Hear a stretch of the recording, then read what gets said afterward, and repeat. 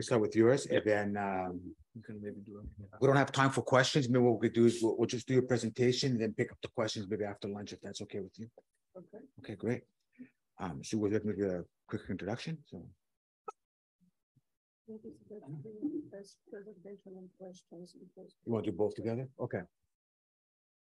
All right. So right now we're going into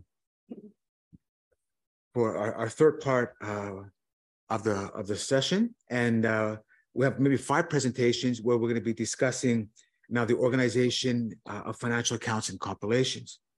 So we're going to start with our chair, who's going to talk to us about his experiences at Netherlands and with the Central Bank of the Netherlands. So without further ado, please, Gerard. Cheers. Okay, thank you very much, Emmanuel. Well, beforehand, if you looked at the website, there's quite a huge presentation on the website.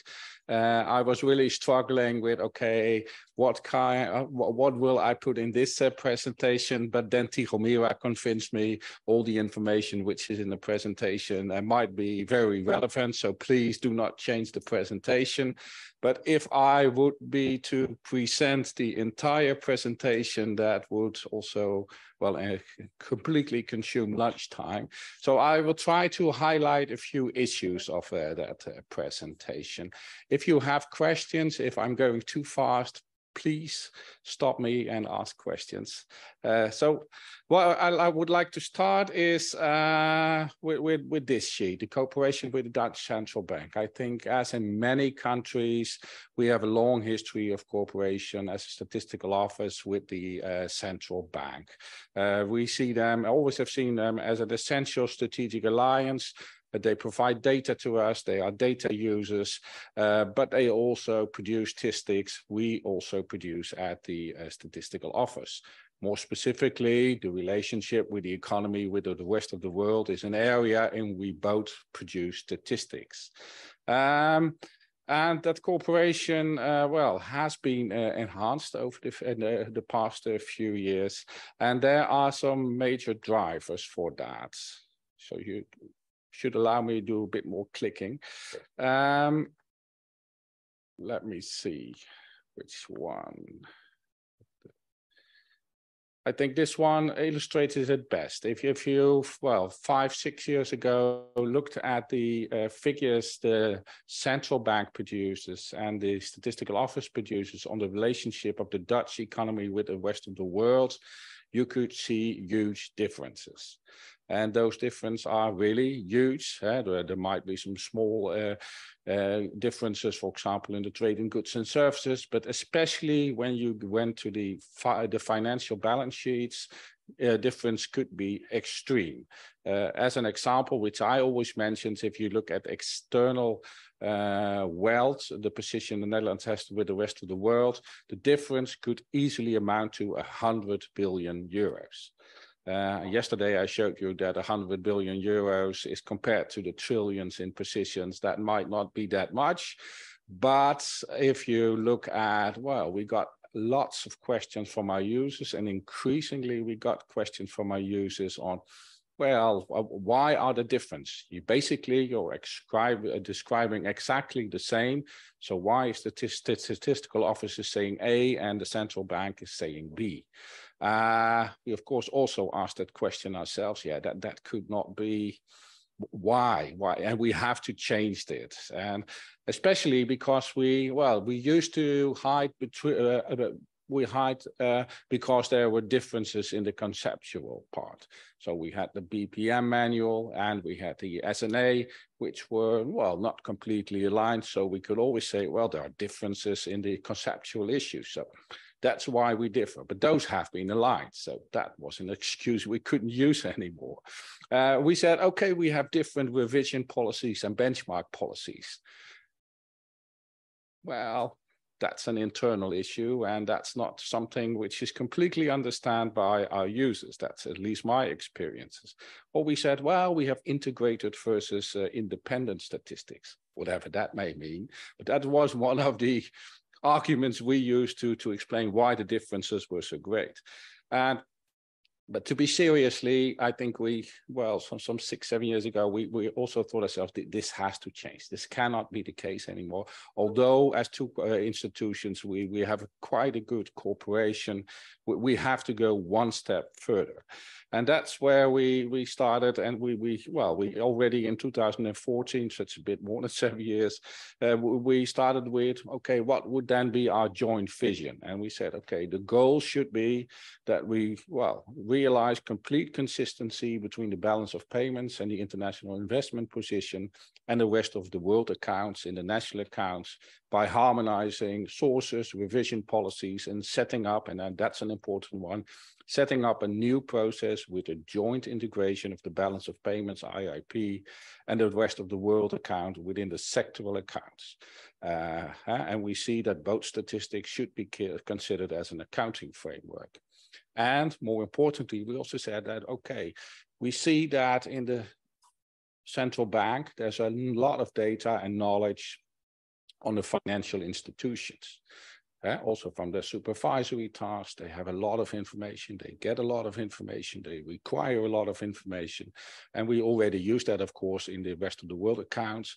But on the other hand, the central bank also realized that, well, for the other sectors, we do not have as much information as the statistical office has. So the statistical office has much more knowledge, at least in the Netherlands, on government finance, has a lot more data and knowledge on the household sector, has a lot more knowledge and information on the non-financial corporations.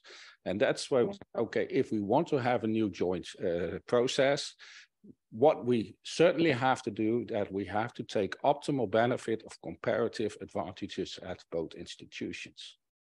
That's, of course, a big word, but what that basically implies, we also have to be critical on what work do we do at the moment, and what work could we better transfer to the other institution. So that's also basically looking at our own operation and making choices. Well, okay, if we want that cooperation, we're going to stop at the statistical office with this work. So for example, I think about 3 people working on the financial institutions at the statistical office in my department. But now that work has been completely transferred to the central bank. Those 3 people are not working at the statistical office anymore to do work on the financial institutions. So that's also a change in the organization. But that was our vision in 2014. And then you go to the practice. And well, this is a tile we actually had produced. Also to start off the transition. And I think if you go to our office, there are still some rooms where you can find this tile. That's a typical Dutch thing, to put a wisdom on the tile. So what we said, okay, what should be the basic element of our new cooperation that says, well, okay, what we should do, we should work as if we are a single institution, and we should benefit from each other's advantages. That's basically the motive in every change we're going to make from now on. And well, that actually also helped us to, make the changes. And well, we started in 14, and well, we invested a lot of time and effort in the changes, and we divided that in a number of plateaus. So for the first plateau, we said, okay, basically what our users are demanding is that consistency. So we want to have full reconciliation between the balance of payments, the international investment position, and the rest of the world account in a joint process where we transfer the responsibilities for financial subsectors in the sectoral accounts to the central bank, so from the statistical office to the central bank. The second one where we said, okay, we also see that we have surveys. So the central bank sent a survey to the non-financial corporations. The statistical office did the same. So if you look at the perspective from a company, they got 2 surveys. And they were asking, okay, why does the central bank send me a survey to get information? And why I get almost exactly the same survey from the statistical office? And that's where we said, okay, but that has to be changed. So there we make a joint reporting framework. for the non-financial institutions, which is led by the Central Bureau of Statistics, so us at the Statistical Office, because that's where our knowledge and expertise is. But then again, for the central bank part, we also said, okay, well, if we have a joint process for the sectoral accounts, so for the financial accounts and the balance sheets, that's a quarterly process. But in Europe, the central bank also has to provide data on a monthly basis. So that was also one issue to solve. And what we also saw, and that's, well, was some kind of hot potato, that we saw that for the government sector, it's the statistical office who was in the lead. But we also saw at the central bank that they still put a lot of effort to track what was happening at the government sector of general government, which of course makes sense because government uses a lot of debt issuance, which is relevant for the central bank. And then we made the shift, okay, but that's now, from now on, the responsibility of the statistical office. And the final stage where we said, okay, once we have finished the work for the non-financial corporations, we also have to look at the data we get from the financial institutions and the monthly securities, which are reported by the central bank. What kind of improvements are needed in that data collection? So those are the three stages we took in our approach. And what we achieved is that we have a joint business process. So we actually have people from the central bank working on at the statistical office when we compile, for example, the quarterly accounts. So we will do that. I think in a few weeks the process starts, and the people from the central bank actually work at our office. They are almost the same as my own staff members. They have the same right, they have the same access to IT, they have the same access to all the data. Of course, also taking into account the legal requirements, the confidentiality requirements. So the people had to sign, a declaration of confidentiality, but they also got an access pass. So they do not report to the front desk and say, well, I'm going to visit Statistics Netherlands, and some of my staff members had to pick them up at the entrance. No, they have a pass, they just check in and they can go to the work floor. And that seems a very simple idea, but that's quite effective because that helps you to get one community who works together in a joint process. But that's more on the human side, but we also, invested heavily in the process part, in the IT part to design that integration process. And there we now have such a process wherein we jointly compile the rest of the world accounts. And once we have compiled the rest of the world accounts in the national accounts, it is converted by the central bank into the balance of payments and IIP. So there will be, they will add limited functional breakdowns in the sectoral accounts, but they also add, and that's important for the balance of payments, they add the details, for example, on counterpart area, which country are financial flows going to or coming from, currency, denomination, maturity, etc., etc. But basically, what we do in the rest of the world account, that is what the joint view of the relationship with the Dutch economy with the rest of the world is. And they do not deviate from that unless it is in the joint process. But once we establish the rest of the world account, that is also the basis for the balance of payments. So that was, I think, quite a revolution we made. But it was also implied, and I already touched upon that, but that we really had to look at, okay, how do we exchange data? How do we exchange data confidential?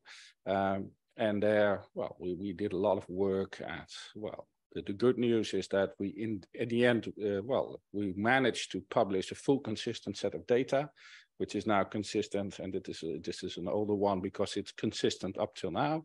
So from 2015 onwards to what 22, the second quarter, that's now the full consistent set of data which is available for the relationship of the Dutch economy with the rest of the world. So with a fully aligned rest of the world account and balance of payments. Legal arrangements. That's also one to, well, I think it has been noticed at several occasions today. You can, of course, well, have very good intentions of corporations, but, well, I'm not sure how it's in your country, but at least in my country, at some point in time, there has to be a legal document, well, also accounted for. Why do you cooperate? What are the legal restrictions for cooperation? How do you deal with that? And what kind of agreement do you have on the corporation? So that's what we did. And that's the one which is also on the website. So it has been translated in English. We got a lot of requests for that. So we have done this presentation at several occasions, and almost in every presentation we got a question. Can you please provide us the document so we can also read it? And that's when we said, okay, we translate it into English. So I'm not going to fully address that. We already signed it in 2017, and you can read, well, that's, I think, mainly in line with what I just said. We say something about the institutional framework, the installation of a governing structure for the corporation. The central bank mandates us for broad data collection. So they say, okay, you can collect data for non-financial corporations, for example, on our behalf. That's just the legal requirement for that. Also about the exchange of data, confidentiality, how that should be arranged, that we recognize each other's international obligations and meet them on behalf of each other. So, for example, the central bank is, well, has to provide quarterly data to the European Central Bank. Actually, the statistical office now does that transmission on behalf of the central bank to the ECB. And, well, we also identify opportunities for future cooperation. As you can imagine, that if you have a joint process over two organizations, or actually three organizations, because we have two offices in the Netherlands, one in the southern part of the Netherlands and one in The Hague. And those three have to work together in that joint process. And you can imagine that, well, it's much easier if you manage a process just within your own team, as that if you should manage it over three different teams, let alone manage it over three different locations. And that's where we said, okay, we also have to invest in that part of the corporation. And that's where we said, okay, we need to have some kind of chain management, somebody responsible for a smooth process and, well, listening to all sides, taking away obstacles which may arise, and also, well, enhance even further enhance the cooperation we have.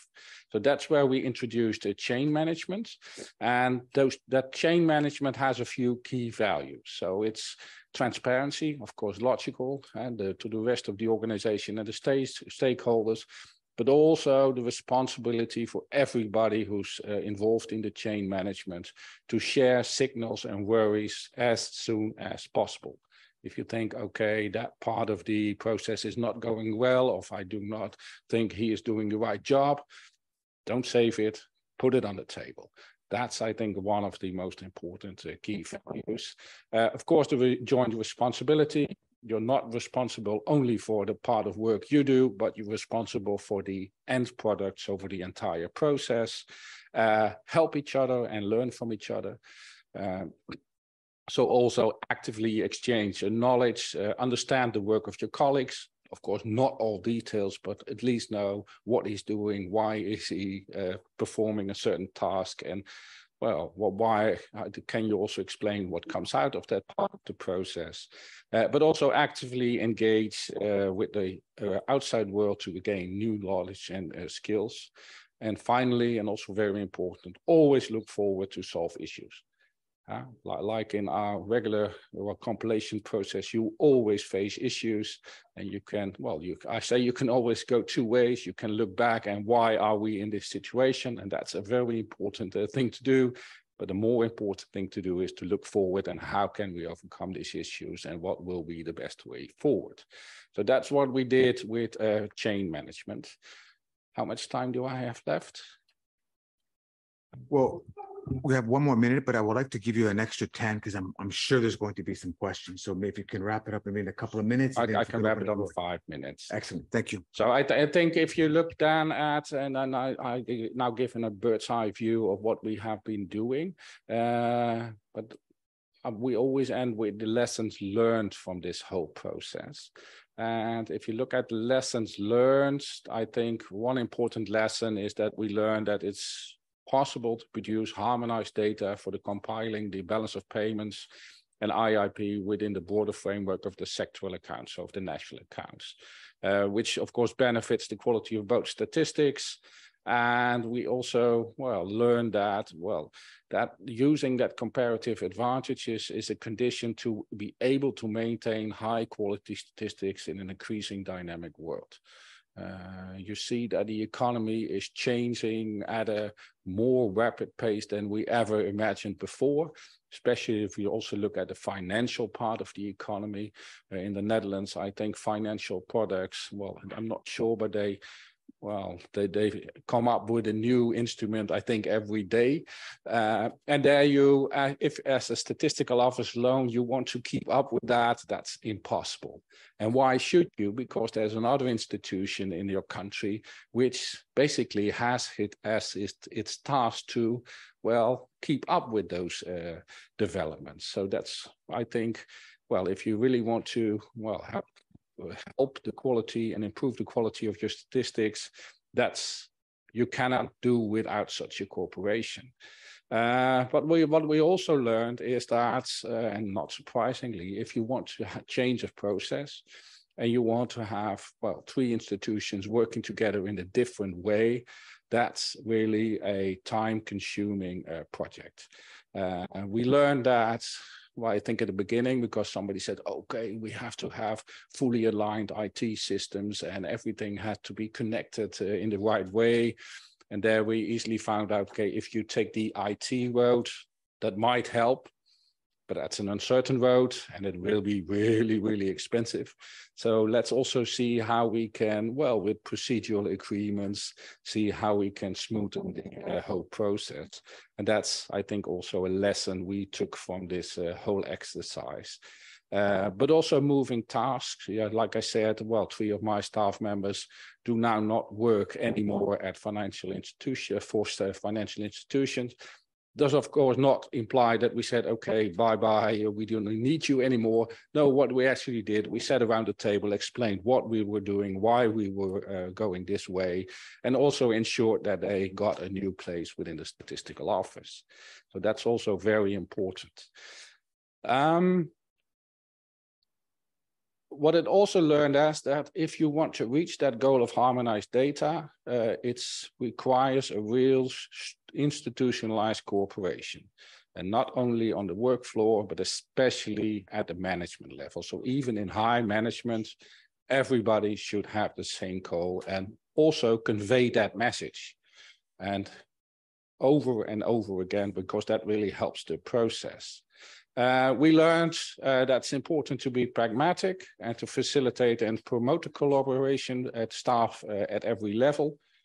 So not only conveying the message, but also organizing fun events. So every year we have a cooperation day in the Netherlands, where we have the institutions involved, so the central bank and the statistical office, all the staff members involved in the process. We have one day where in the morning we have a serious part, and in the afternoon we have a fun part. So, we had it, I think, a month ago. So we were in one of the cities in the Netherlands where we had a city game. But, we also had one session, and I still remember that, where we all were herding sheep, which is a great activity if you look. So, and that's, in that respect, we try to combine fun also with the contents and the more serious part. Of course, important not to forget the human aspects and make it enjoyable. Like I said, it's a colorful corporation. It has to be fun. It has to stay fun. And well, not only in the economic sense, has to add value, but also for your staff members. And luckily that's also, and that's not on the sheet, but we also found out that people working in the central bank at statistics are much alike people who work in statistical office. They have the same motivation, they almost think the same, so that's an easy connection. And that's not, I'm going to skip that, but one we also learned is that we have different advisory bodies, and well, we didn't think of that from the start, but in the end, it would be good to already from the start look at, if you want to have external advice, why have two external advisory bodies? And are we done learning yet? No, of course not.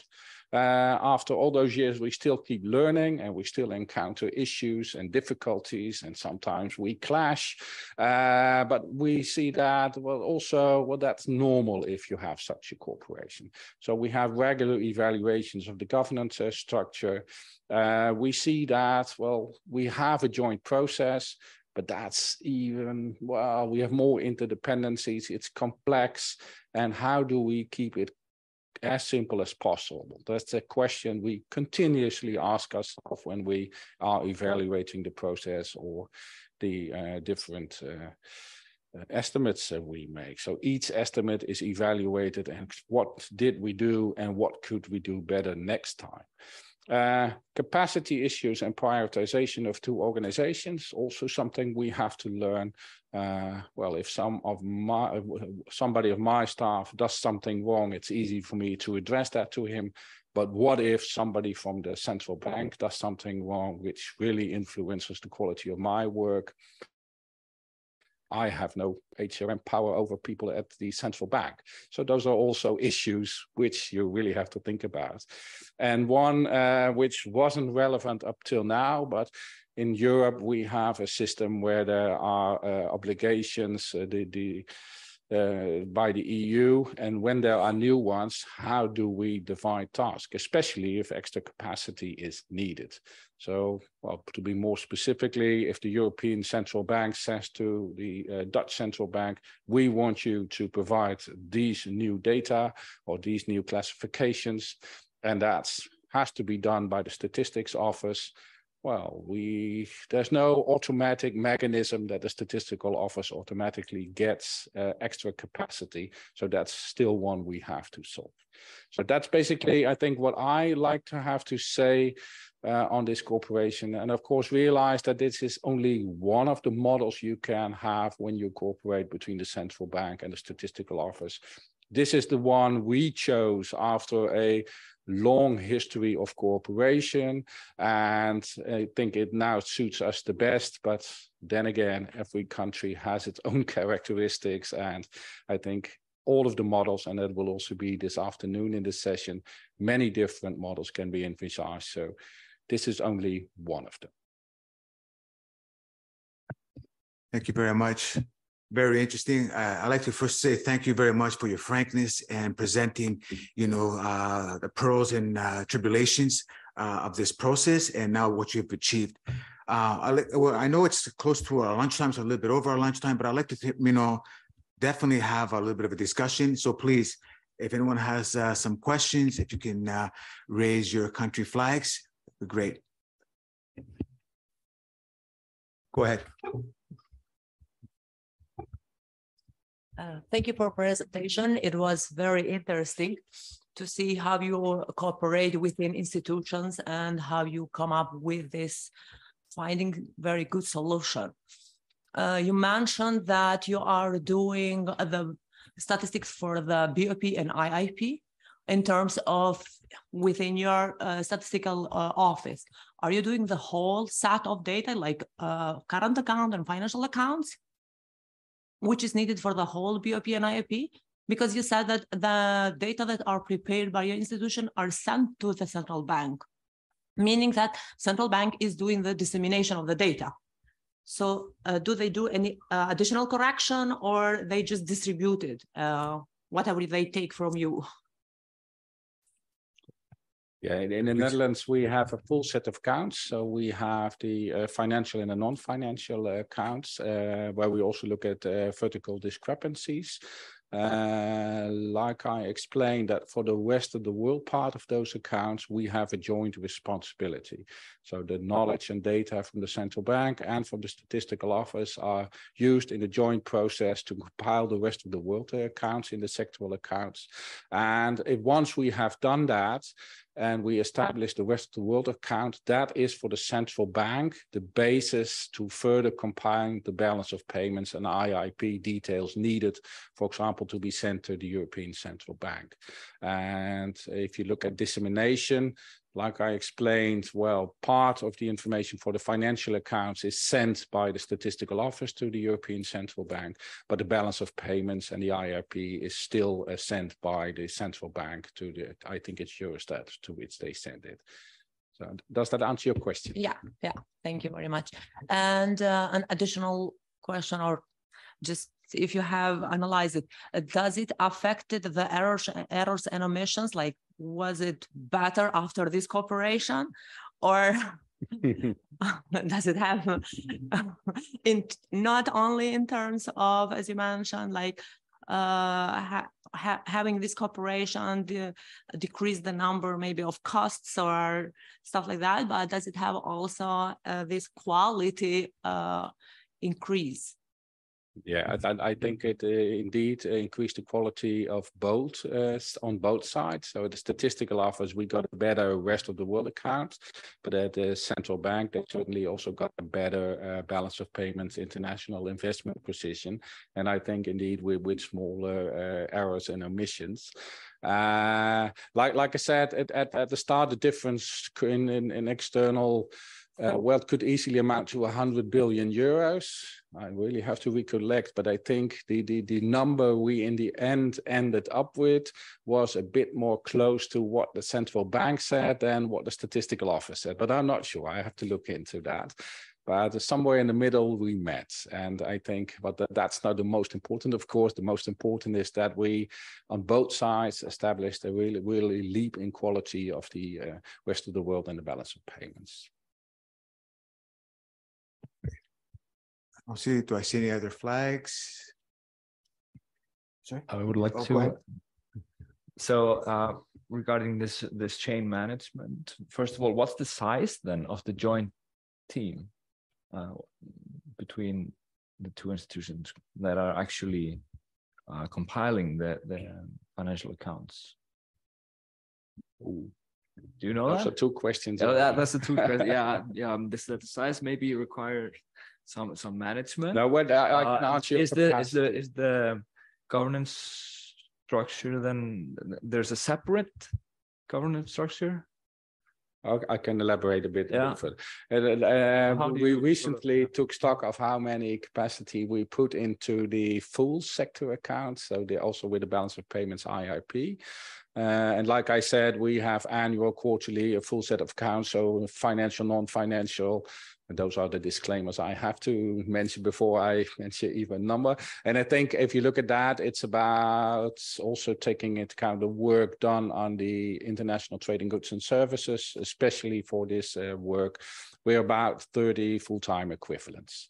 And if you recalculate that, that will be something around 35 persons who work on this joint project or process. So 10 in the National Accounts Department, 10 in the Government Finance Department, and 10 at the Central Bank. That's basically, well, how big the team is. And for chain management, that is, well, we hired one person extra. And that's actually well, how do you call it? The chain manager. It's a she. And that's the only extra person we hired, because the other people in chain management are the managers of the departments involved. So that's part of their job.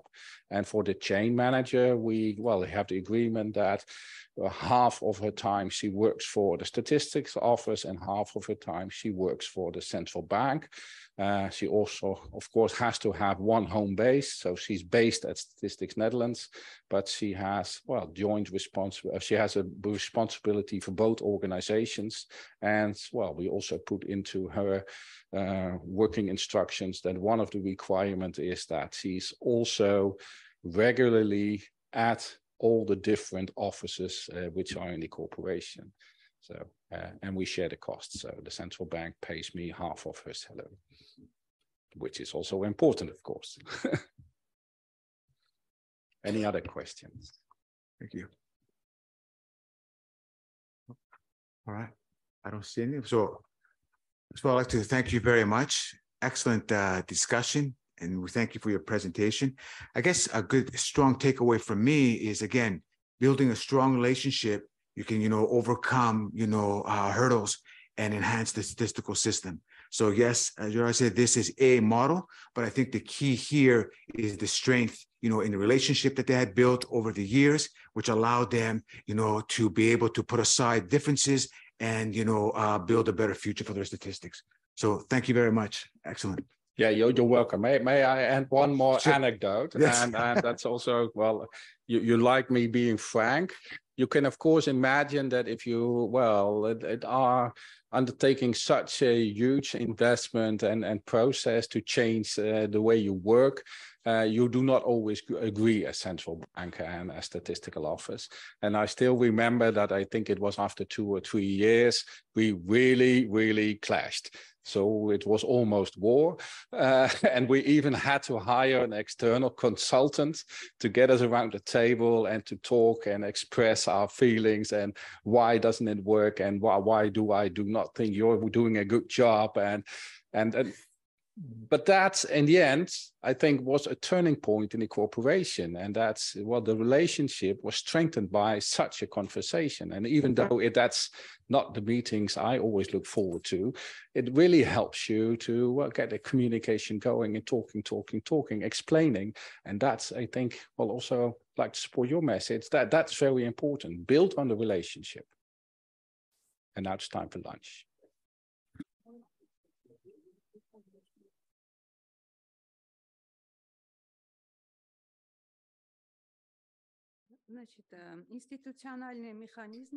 So we'll discuss institutional arrangements for compilation of financial accounts and allocation of responsibilities in Armenian Republic. National system of official statistics of the Republic of Armenia, according to the regulation, according to the provisions of the law of Armenia on official statistics, the national statistical system of Armenia consists of the producers of the official statistics. The producers of the official statistics are the Armstat, which is the main state body of the statistical system, the central bank, which carries out its activities in relation to official statistics in line with the law of the Republic of Armenia on the central bank, and also regulations adopted on the basis of this law. And the third one are the statistical producers. There are organizational units of the public agencies and local self-governments, which carry out the development, the production, and the dissemination of official statistics.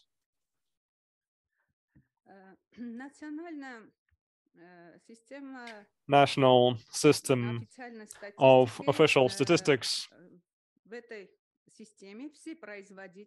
has all the producers of official statistics, and they use internationally agreed common concepts, definitions, classifications, and methods.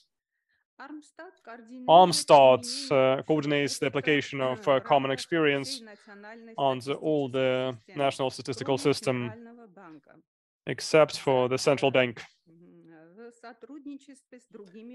in collaboration with all the producers of official statistics.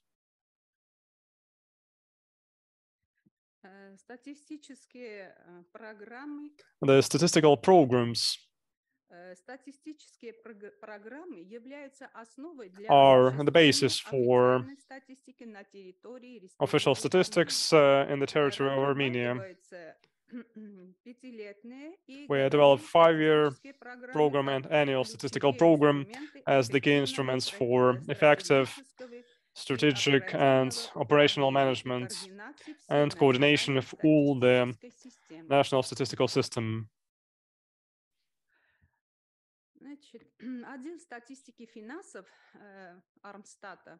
The Department of Statistics of Finance of Armstadt is one of the key professional structural units.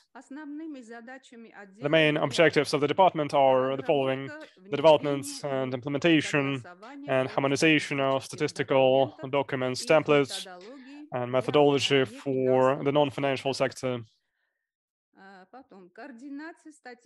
Coordination of the financial statistics of the government sector and of the financial sector, interaction with the relevant administrative data providers,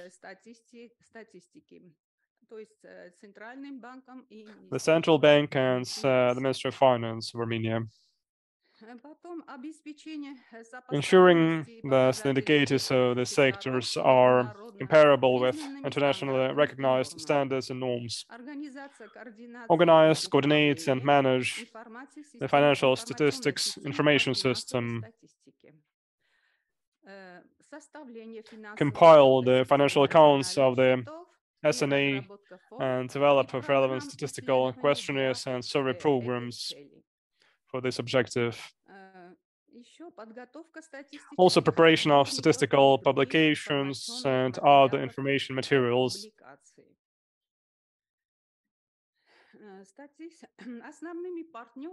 And the key partners of Armstadt.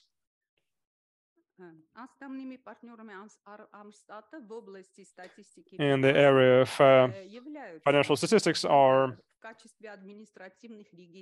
as administrative data providers, are the Ministry of Finance, Central Bank, and the State Revenue Committee.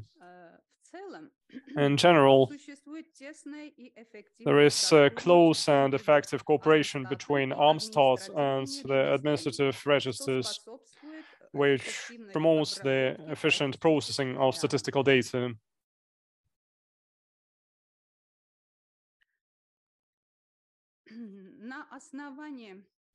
On the basis of some documents, Armstadt provides to the Central Bank nominal data from the reports, from statistical reports. First is the Memorandum of Understanding between Armstadt and the Central Bank on the collection and provision of data necessary for making some calculations related to foreign investments. The data is provided from the statistical reporting form number 3F, which is the report on the financial indicators of the organization. Second, the Memorandum of Understanding between Armstadt and the Central Bank on the collection and provision of data on foreign investments and their flows. This is provided from statistical reporting form number 9, report on foreign investments. Under the agreements between Armstadt and the Central Bank and the Ministry of Finance to implement SNA 2008, the working groups were established, including the group on compiling the financial accounts.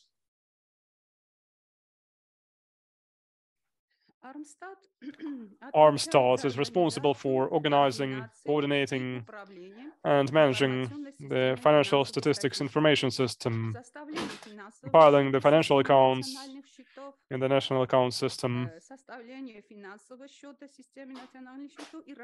and development of the forms on the programs for service for this objective, preparing statistical publications and other information materials.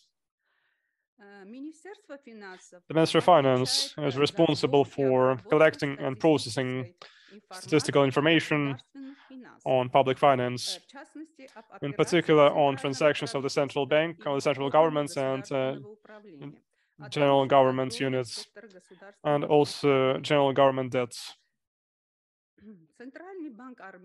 The Central Bank of Armenia is responsible for monetary and financial statistics, and since 2011 for external sector statistics, including balance of payments indicators, international investment position, and foreign debt.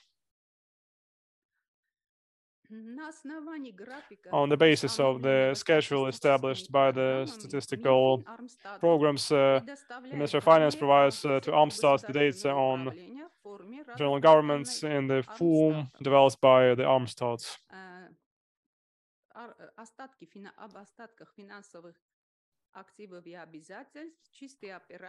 On the stocks of assets and liabilities, financial assets and liabilities, are the transactions and net changes in the disaggregation by financial instruments and sectors of the economy. According to the regulation of the government of the Republic of Armenia, as of September 8, 2021, the State Revenue Committee provides to Armstat the balance sheets of the organizations not later than the 1st of June of the following year. On the basis of agreements on data exchange between Armstat and the central bank provides the balance sheets of the financial assets and liabilities, net transactions, and other changes on financial instruments and on sectors of the economy for the financial and external sector, based on the forms developed by Armstat. The coverage of financial institutions and financial accounts as the depository corporations, central bank, commercial banks, credit institutions, and other financial corporations, insurance corporations, pension funds, investment companies. After this presentation, my colleague from the central bank will tell us about the source data for monetary, credit, and financial statistics.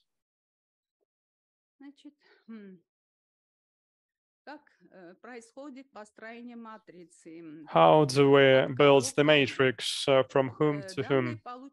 The data received from different sources in Armstat are inputted into Excel tables. After that, we create the matrix of processing and evaluation of data. The matrix allows to compare the data received from the assets of one sector with the data received from the liabilities of another sector on the specific financial instrument. For each instrument, we have 3 lines. First is the data from the asset side. Second, data from the liability side, and selected value, which can be either from the asset side or from the liability side. The comparison of matrix data is carried out, is used to identify discrepancies in data from different sources. For evaluation of discrepancies and their reasons, Armstat organizes the discussion by the members of the working group.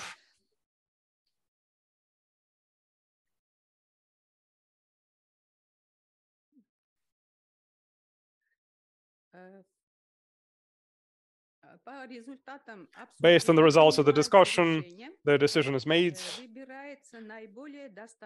and the most reliable information is selected. The Ministry of Finance and the Central Bank exchange information on government and central bank debts. On this exchange, the detailed information is provided on both current transactions and on stocks. The achieved results start under the technical assistance and also in close cooperation with the central bank and the Ministry of Finance.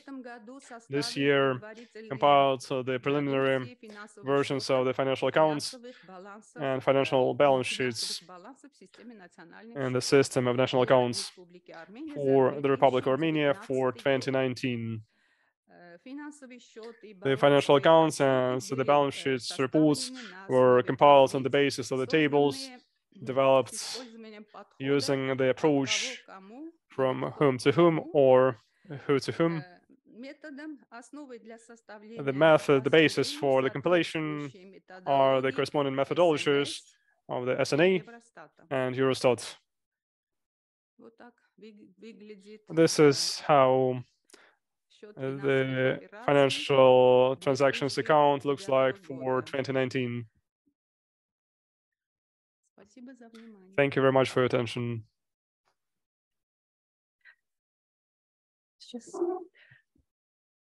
Thank you very much for sharing your experience with us. Does anyone have some questions?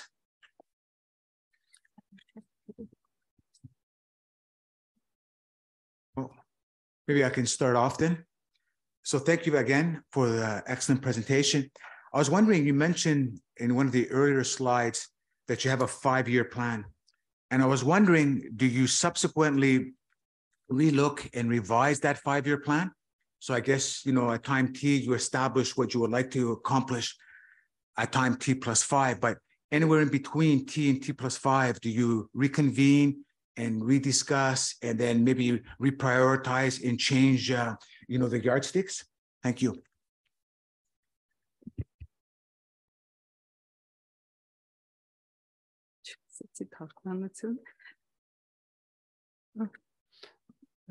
Can you repeat the question? Sorry. Not a problem. I've been told that I speak too quickly, but I'll try to slow down. So in one of your slides, you mentioned that you develop a 5-year plan. And my question is— I don't hear. Oh, you don't hear? Oh, okay. Oh, the interpretation.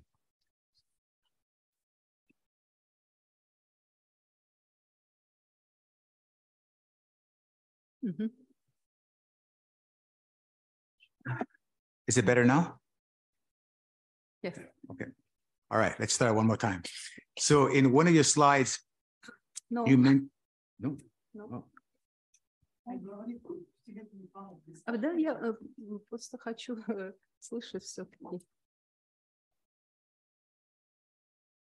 Interpretation in Russian. I think maybe I shouldn't ask the question. but let's try. So you say you established a 5-year plan, and I was just wondering, do you go back and revise the 5-year plan? And what is the process that you use to go back and re-examine and reprioritize? Thank you.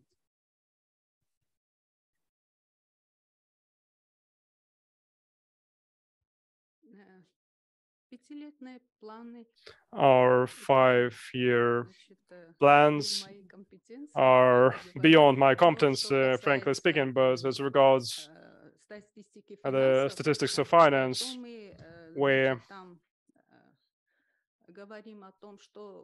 say that we present what we're going to do for the 5 years, what are the prospects, and so far we had no changes. Going forward, we need to wait and see, I'm not sure. But so far we had no changes in our 5-year programs. Nothing has been changed in the area of statistics and finance. Thank you.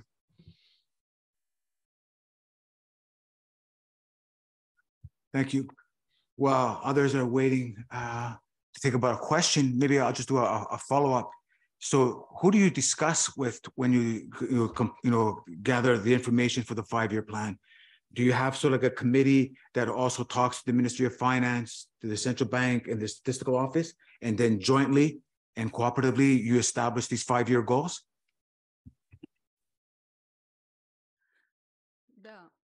Yes, we have the discussions with the users, with the Ministry of Finance and the central bank. And after this, we develop our 5-year plan.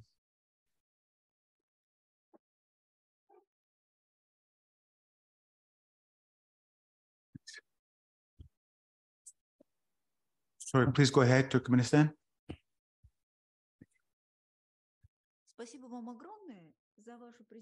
Thank you very much for your presentation, for sharing your vision of the situation. I have a question.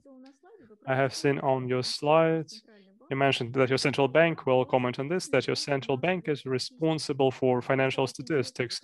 I wonder which part of financial statistics is the responsibility of central bank. I understand external sector. Yes, indeed, we have balance of payments, we have international investment position. How about financial part? What is the financial statistics? So that is the responsibility of the central bank. Monitoring credit statistics, this is clear. We work with this. Or you meant that inside this financial statistics, you have in particular financial sector and other financial transactions. Thank you for your question. Our central bank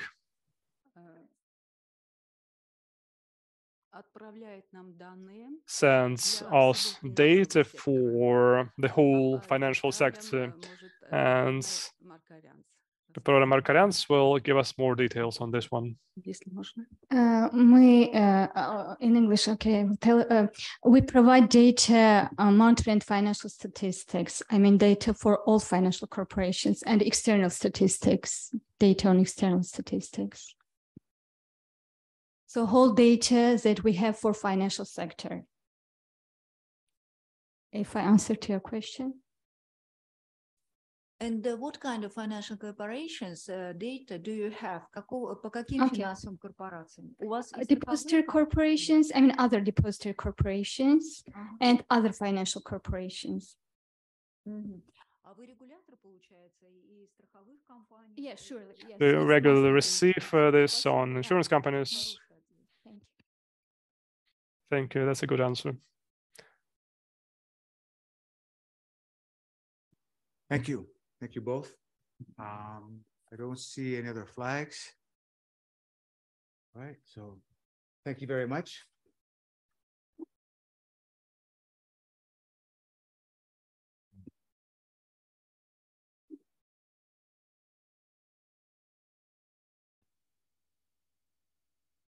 Yes, thank you very much. So in this presentation, I'm talking a little bit more about the actual organization. In the first one, you kind of I gave the background, and then that we really only have one employee doing the financial accounts.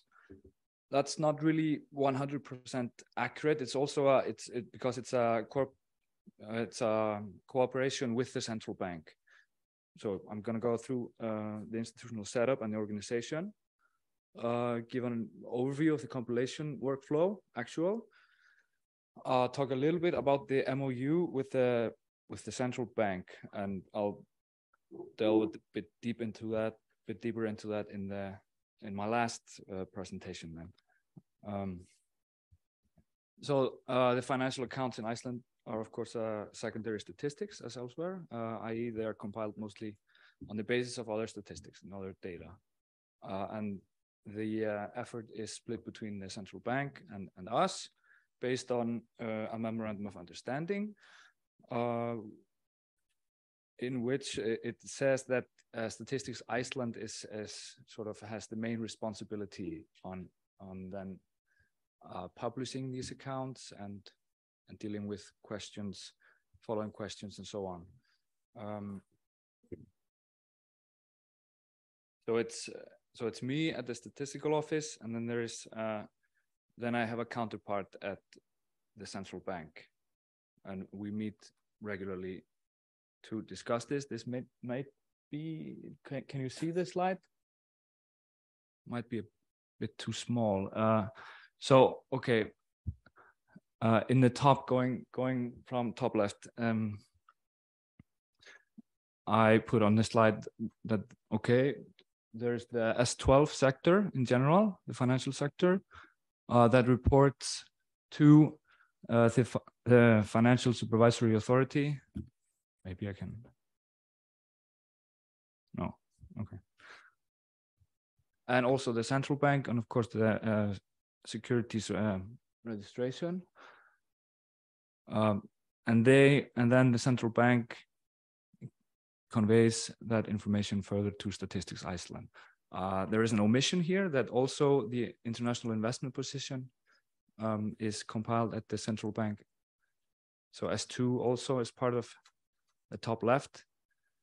And then for the government, so the central government, the S1313, the provisional governments, and the social security funds, they report all they all report to the Financial Management Authority, which is a separate institution, and also some of it directly to us.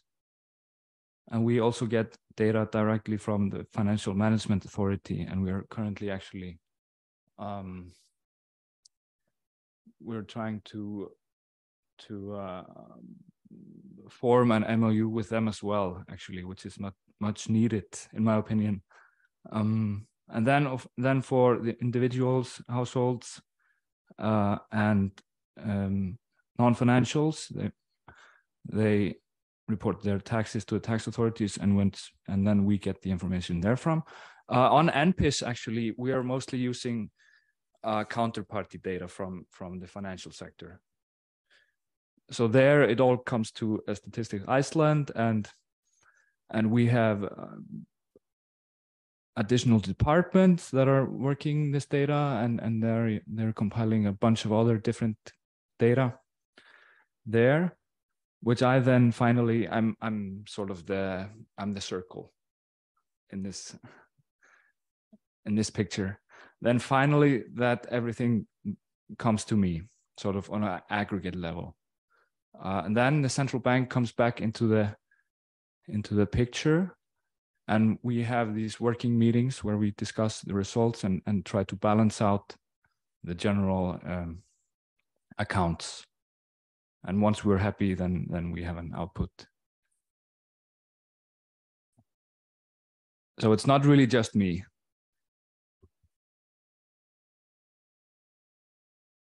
And maybe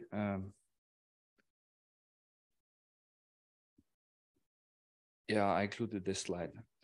So because I'm working on an aggregated level, most of the work we put it into these matrices in Excel format, which maybe many of you are familiar with, on a whom-to-whom basis. We want to improve this. This is a general project. This is a way bigger project that I'm showing you here on sort of to improve the IT structure of the entire institution, actually. So that the process that you just saw before would be kind of similar. I would then be coming into the process then at the statistical compilation process there at the end, and maybe also in staging process, but also, of course, some of the data, yeah, how do you say it? So we collect a lot of data for different things, and we're trying to use what we have as best as we can for the compilation of these accounts, as to not to increase burden. So I'll have to. So I'll probably come in there as well at the start to sort of make sure that this is done in the right way. But this is very exciting. It's a huge project, and I'm looking forward to its completion, actually. On the MOU, so it was first made back in 2010, as I already said in the first presentation, and then revised in 2017. And the purpose is, of course, defining the project and the distribution of tasks and responsibilities, adding data sharing rules. How can we do this? How can we share data? And then of course, who publishes? There was a timeline in the first one also, like on when each institution transmits to the other one. In the second one, it was actually omitted, so it's more of a gentleman's agreement. But I really want to, well, and that has worked pretty well, actually. It's of course always important to come back to this MOU and update it with as things improve. We might come back to it on crypto, for example. And yeah, we're trying to finalize another MOU between the Financial Management Authority and Statistics Iceland. As in my experience, these MOUs really are necessary for the entire cooperation to work. So hopefully now you have a better understanding on how we do this, and it's not only just me, and I benefit from the work of a lot of others. Any questions?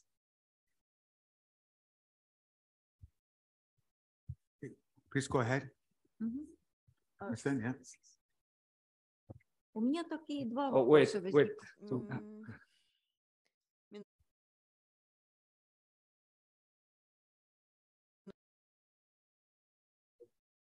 Please, I'm sorry, I have to switch it to English interpretation here.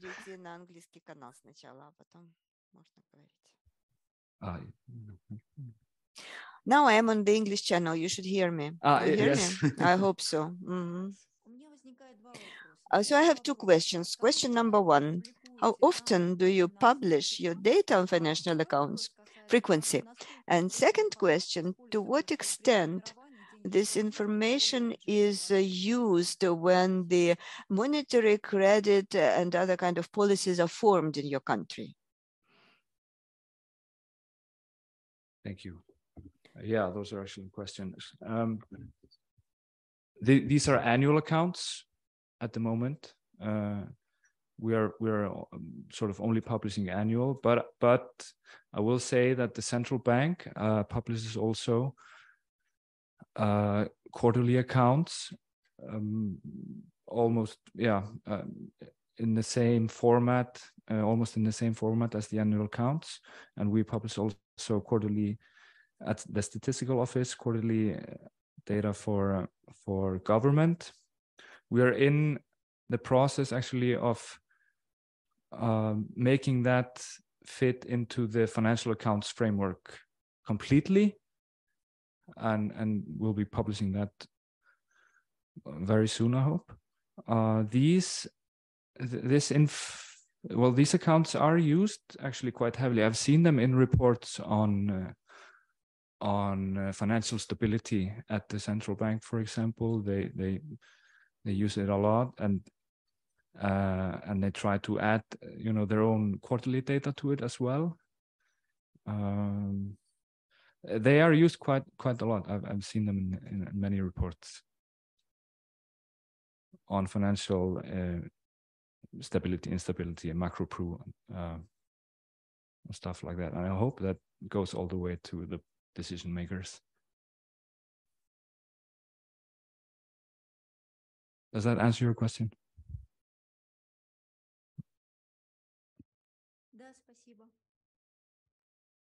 Yes, thank you very much. Good. Don't see any other flags. So I'd like to thank you very much, Oren.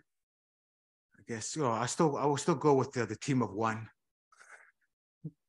But no, it is very impressive, and I know you're starting on doing this work, and it's a good collaboration that you have with the bank. So, yeah, I'm trying to further that collaboration. I was very interested in the Dutch experience actually, and that's what I was asking. Maybe the team is too small at the moment now for the chain management, but it's something definitely that I'm looking at. Great, thank you. Thank you. So now we're going to continue moving on. So I'd like to ask our colleague from Turkey to come back on the stage, please, and tell us the distribution of responsibilities for the compilation of the financial accounts.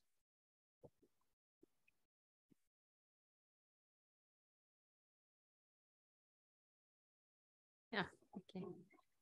Hi again. Yeah.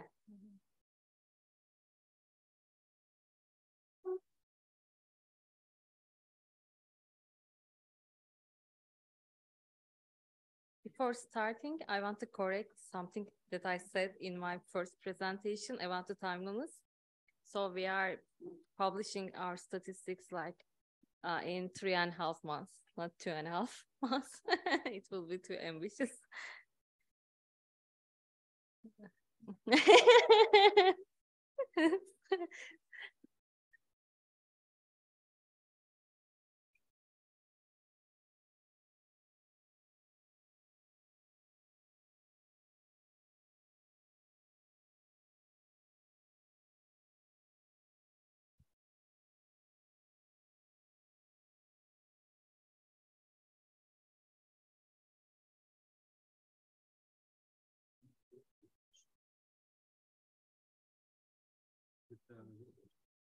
Yes. Correct.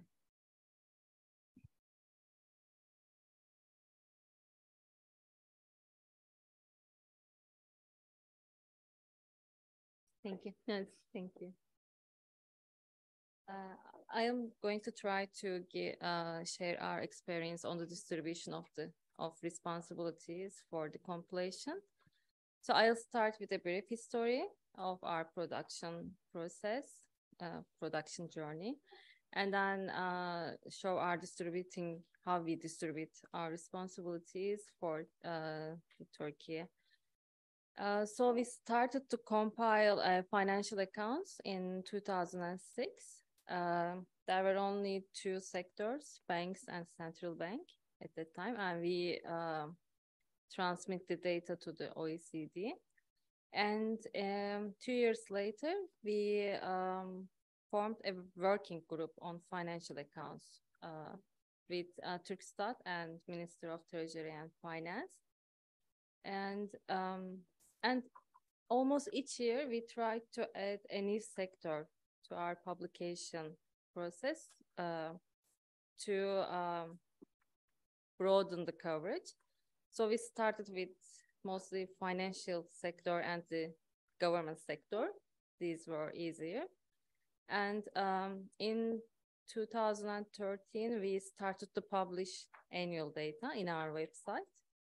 Before that, we were producing it and we were transmitting it to the OECD and Eurostat.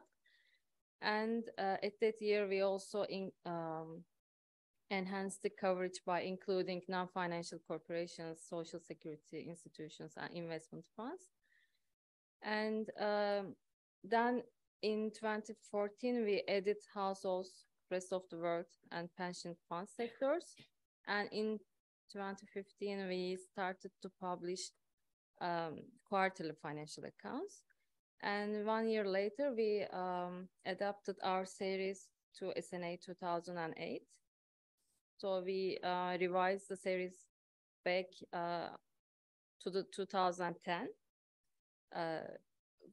So beginning from 2010, we have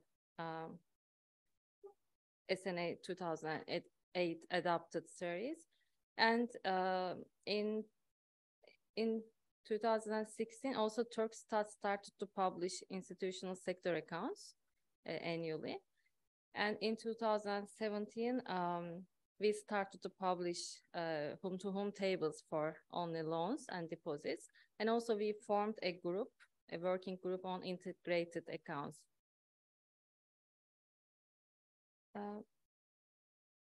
We started with identifying existing data sources that we have in-house.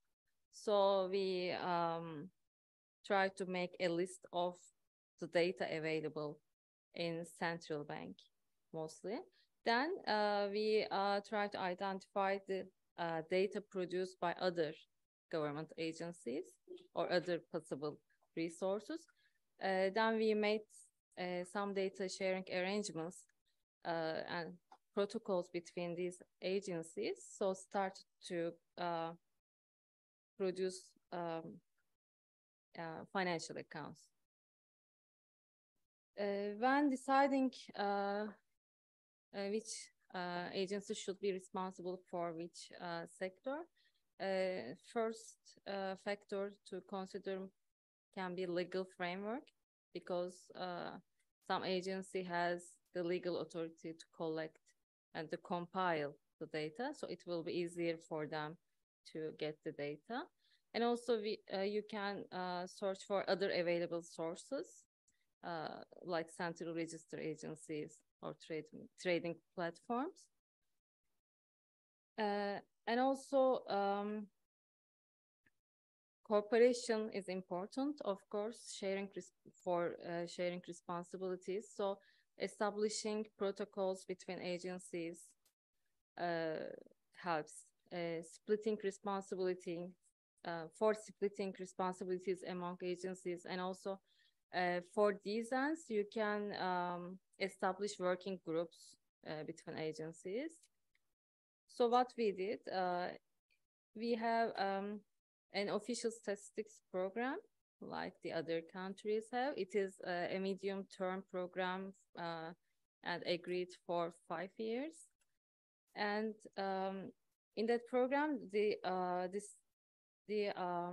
responsibilities are split between the government agencies. So for financial accounts, central bank is the coordinator and central bank publishes the data, but also Turkstat and Minister of Finance and Treasury is responsible for some sectors for compiling the data for financial accounts. For example, general government is compiled by Minister of Finance, and also Turkstat collects data on non-financial corporations and insurance companies, also MPIS, and share the data with us.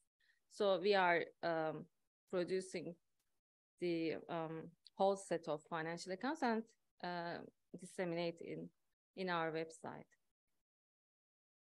So for this end, we first formed a working group on financial accounts, as I mentioned before. It was in 2008. There were 3 participants.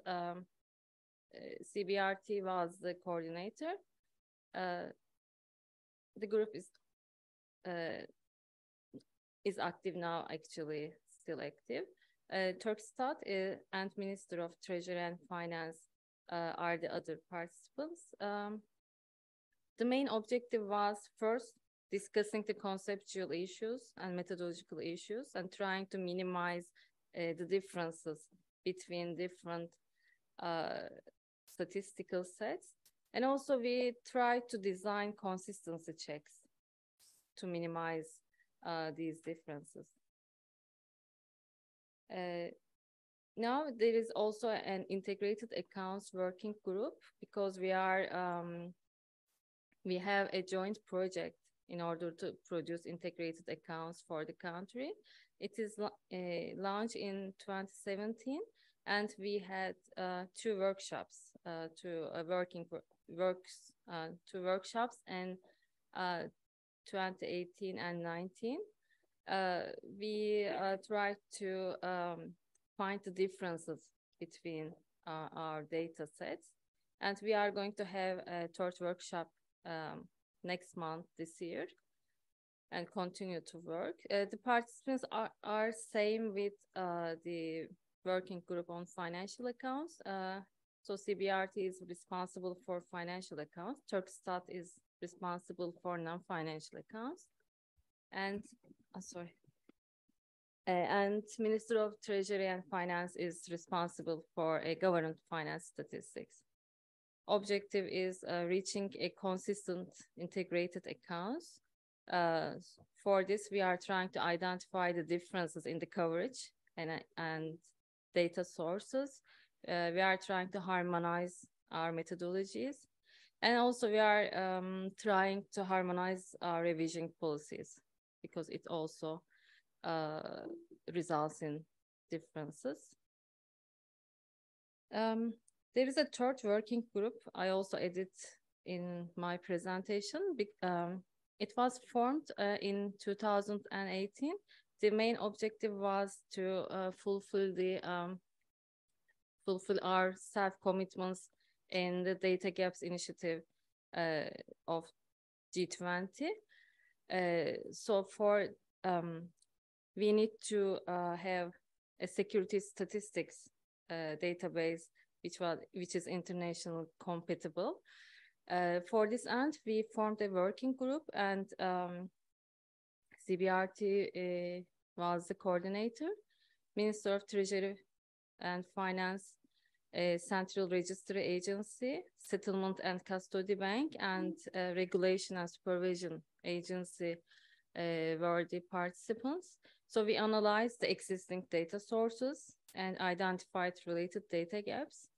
And we harmonized the reporting templates and to minimize the reporting burden for the reporting bodies. In the end, we have now a security by security database, so we can use it to produce securities holdings and issuances for financial accounts as well. We also have a separate security statistics which we publish on a weekly basis.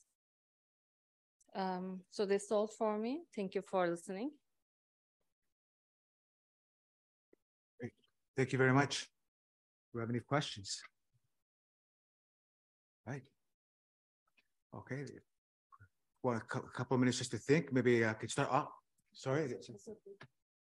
Azerbaijan, sorry.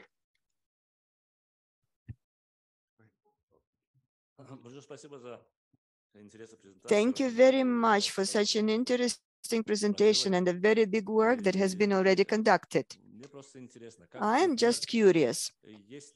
For example, as far as I understand, non-financial accounts are built by state statistics, and the financial accounts are done by the bank.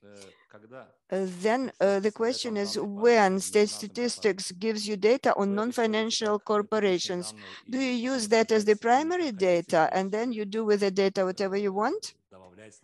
Adding something, correcting something,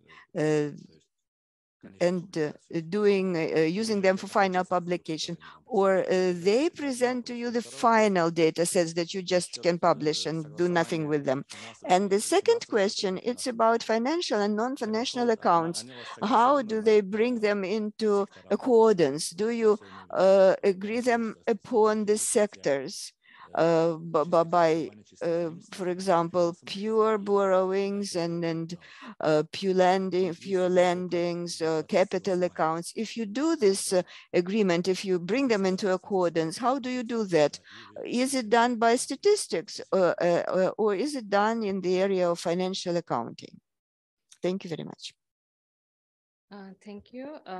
Regarding your first question, Turkstat sent us the aggregated balance sheet of non-financial corporations. So for this, we are not correcting anything. We take it as given, but we are not using it as the primary data source for financial accounts. We are using counterpart data because it is only annual. So, and we are producing quarterly financial accounts.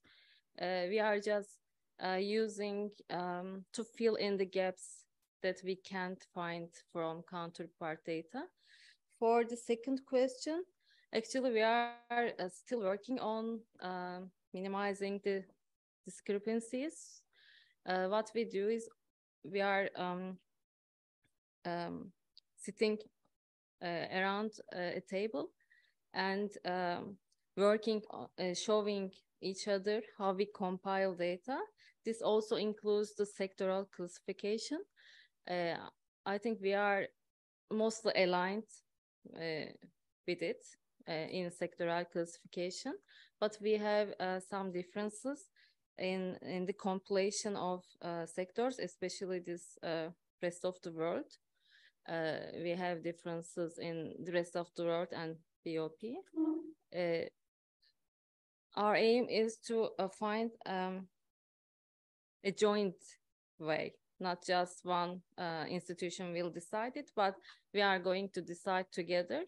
And when agreed on a joint methodology, we are going to produce financial accounts based on that methodology, and Turkstat is going to produce non-financial accounts based on that methodology, but we are not on that stage yet.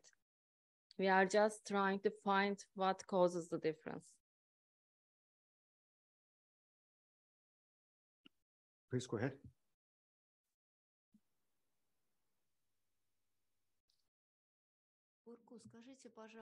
Burcu, tell us, please, just to continue the question of our colleague from Azerbaijan, you say that you discuss these discrepancies, but there is the method of vertical and horizontal controls. So if you take this pure borrowings or pure or net borrowing, you take this horizontal and vertical method of comparison. Do you use it at all or not? The method of vertical and horizontal comparisons. Well, we are doing horizontal checks, of course, and we are trying to do vertical checks, but for now we have discrepancy in vertical check. So we had 2 workshops on the discrepancies. What we did was trying to find the differences at sectoral level. For example, we show how we compile financial sector data, and the colleagues from Turkstat also shows us their methodology. But for now, we have a discrepancy. We are not consistent enough in vertical check.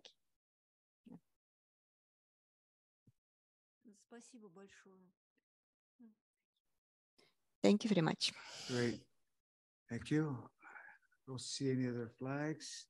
Yes. Oh, sorry. Thank you, and thanks for the wonderful presentation. I took out 2 things. The first one was the timeline.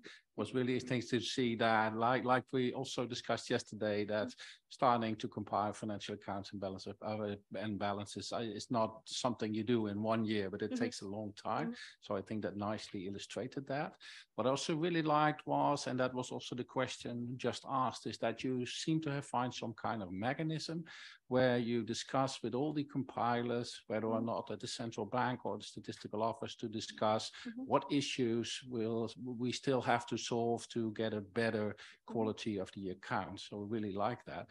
And I have one specific question. I'm not sure I understood it, but just to check, you said that for insurance companies and pension funds, that the work is done by the statistical office. Can you elaborate a bit more on that? I can perhaps understand why you do that, because we had the same discussion in the Netherlands.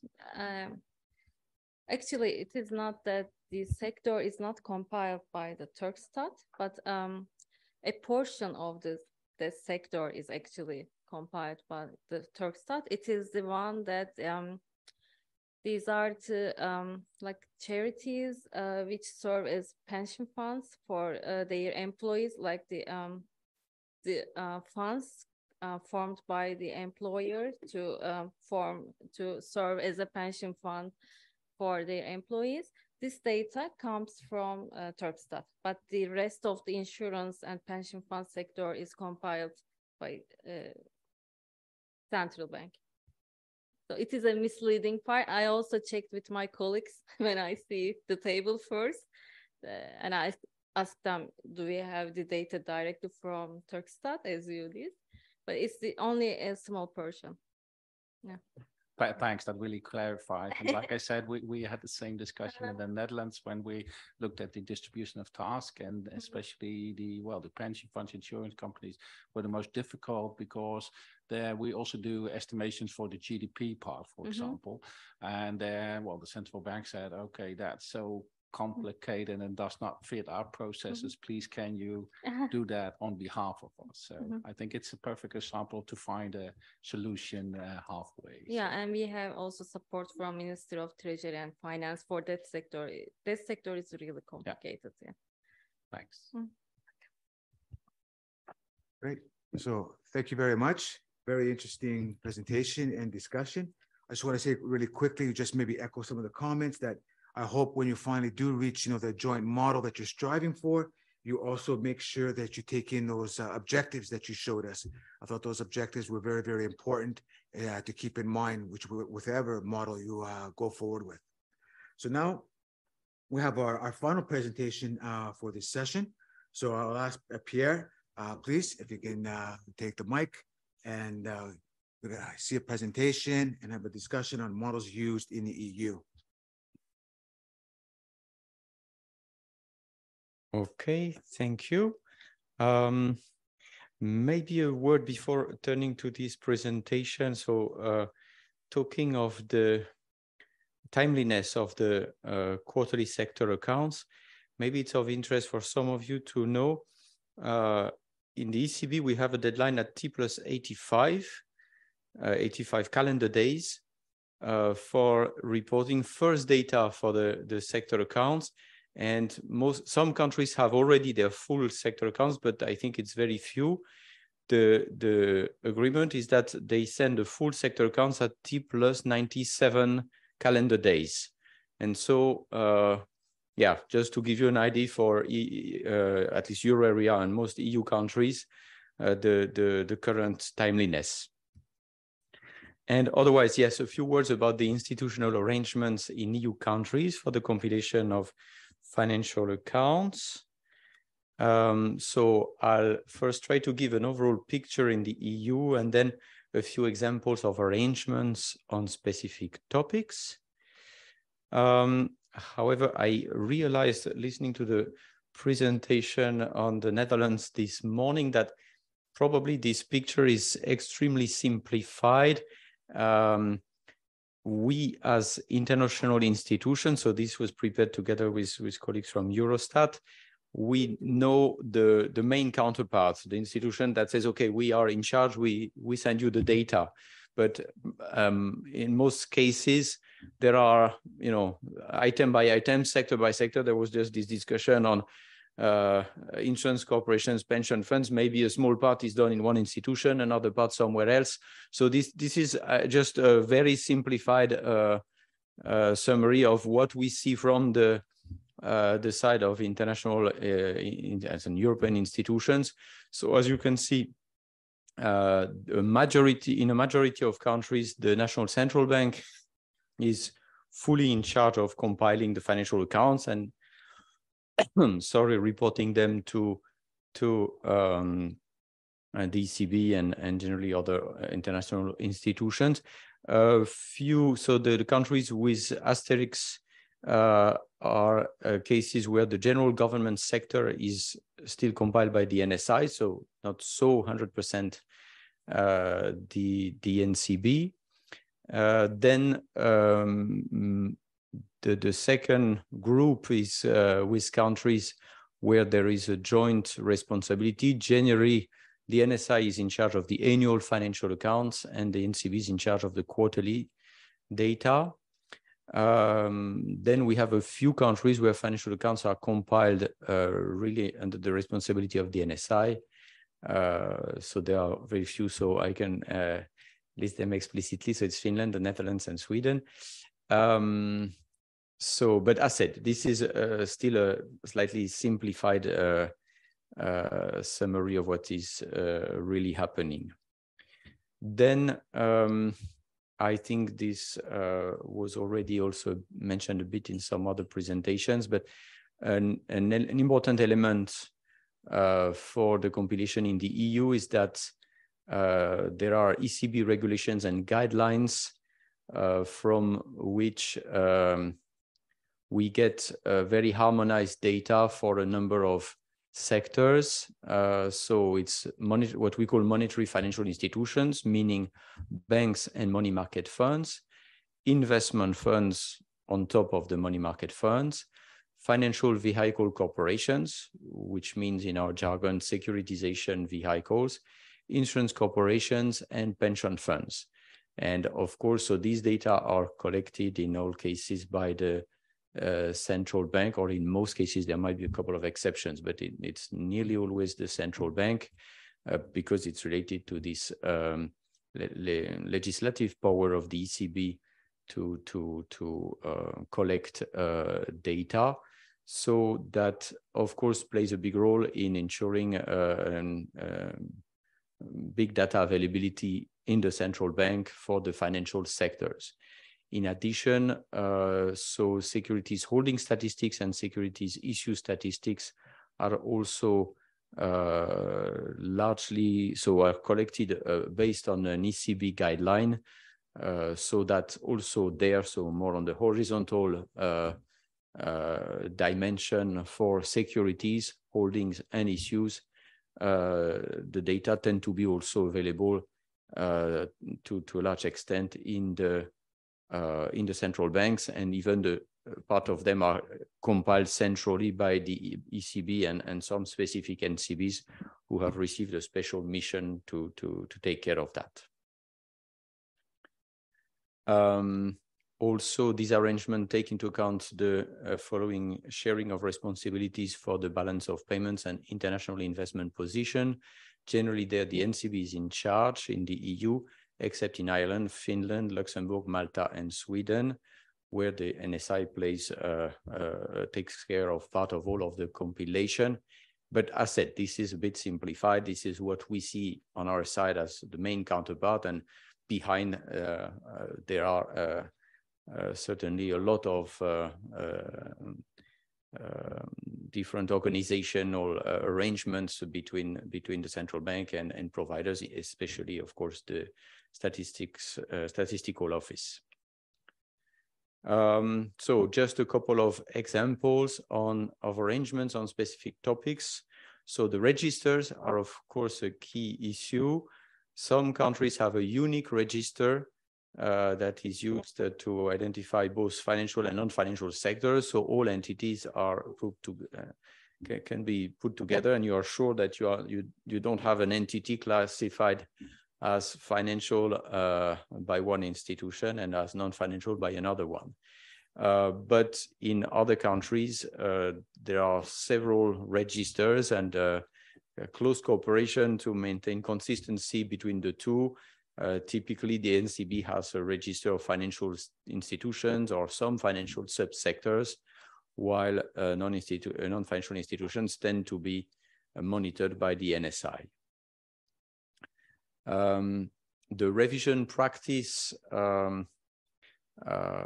is also an area where the cooperation is not always super easy. For example, we have some countries telling us they have difficulties to ensure, so this vintage problem that was mentioned for the Netherlands this morning, the NSI produces part of the accounts, or either the balance of payments or the sector accounts, but produces from the same source other statistics that have to be delivered at a different date. And because of that, while the central bank produces puts together the same data but publishes them months later because of another obligation, and this tends to result in differences in the data. Because they have different obligations. And then, of course, it's always a matter of deciding what is the top priority. Is it to have consistent data, or is it to use the synergy for another publication or another obligation imposed for other reasons? And finally, legal arrangements, of course, play also an important role. So in some countries, the central bank has legal powers to set up statistical legislation, but then often it's only on the banking or only the financial sector. In other cases, the central bank has no legal powers at all and has to then go through another institution to get the requirements for the statistical collection enshrined in law. So yeah, this is of course also an important dimension for where the situation differs largely across countries. And unfortunately, we don't have a clear table telling you exactly who does what at this point. So yeah, just to be aware of this important dimension. Thank you very much. Thank you very much, Pierre. Very interesting presentation. I really appreciated the fact when you brought out the practical examples, especially the importance of a business register, but equally important, you know, when you mentioned about revisions. And that's something, you know, I hope, you know, the economies here take back with him, because what Pierre noted was very, very important. If you have two independent institutions compiling, you know, different parts of the financial accounts, institutional sector accounts, that's also going to lead to your statistical discrepancies. So when you're thinking about vertical, you know, balancing, that's one thing you should keep in mind. Okay, so thank you very much for pointing that out, Pierre. Very good.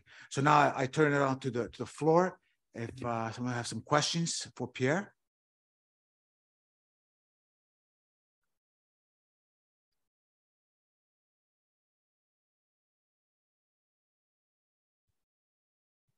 Anyone? Oh, sorry, I can't see. Yeah. Come and stand, please. Yep. Minutочку сейчас. I should be sitting over there. Are you okay, Pierre? Do you hear me? Good.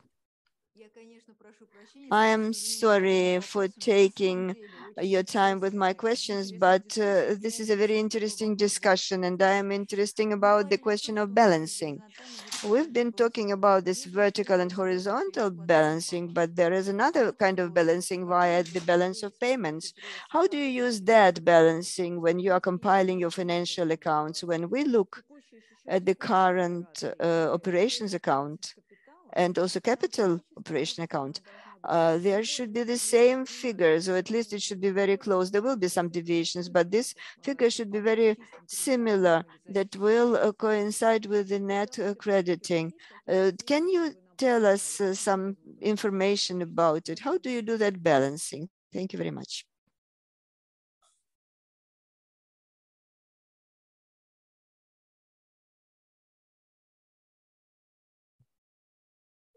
The question is not very easy, but it's very interesting. Thanks for raising this. We will come back tomorrow to this on the consistency. So we'll go a bit into details. So I just give a bit of a general answer for now, and I will think to give you something understandable, because in practice, so we cooperate. So we have so I'm talking about the euro area accounts that we compile in the ECB. And each country has special arrangement, of course, for the national data. On our side, we cooperate with the balance of payments compilers. And there's a close cooperation with Eurostat. So Eurostat produces the non-financial accounts, but they integrate there for the rest of the world sector a figure compiled by ECB compilers of the balance of payments for the current and capital account. And so that figure goes to Eurostat. It's supposed not to be changed, but there are discussions whether it's a good idea. And from there, Eurostat compiles the overall non-financial accounts that come to us, and we take them as given. We don't change them. And we measure for each sector the discrepancy that between the financial accounts and the non-financial accounts, and we have tolerance levels. So if we see that we are too far away, then we adjust the financial accounts to get closer. But because of the tolerance, generally we are broadly in line. And the whole thing, the main challenge of this is to do that simultaneously. So the balance of payments and non-financial accounts and financial accounts are published at the same time. And so basically, the first figure is produced on one side, then transmitted, then you work on that basis. But in the meantime, the colleagues recompile something more detailed with the additional data that they collected in the meantime. And then you get a new version of the figure. And if it is close enough, you're happy, you are broadly done. And if, bad surprise, it's very far away, then you have to adjust your numbers a bit more.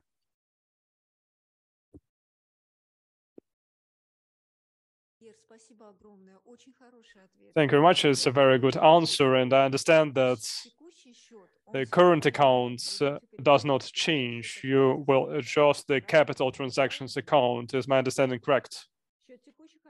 The current transactions account will not change if you have deviations. We will adjust the capital transactions account and the balance of payments. Is it correct?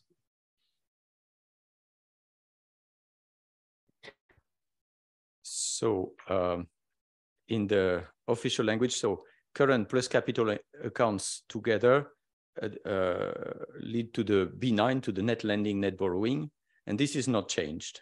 So what changes is the financial accounts. And indeed, we then have bilateral meetings. So we are at the stage of making sure the balance of payments transactions are exactly the same as the rest of the world sector in the sector accounts. And for this, we have dedicated meetings during the compilation. So the net lending, net borrowing, to be more precise, calculated by the BOP colleagues, goes to Eurostat and comes back unchanged. And what is changed is the financial accounts, where we agree together. So we look at the vertical and horizontal discrepancies, and we decide together how to adjust, and then we have the same numbers.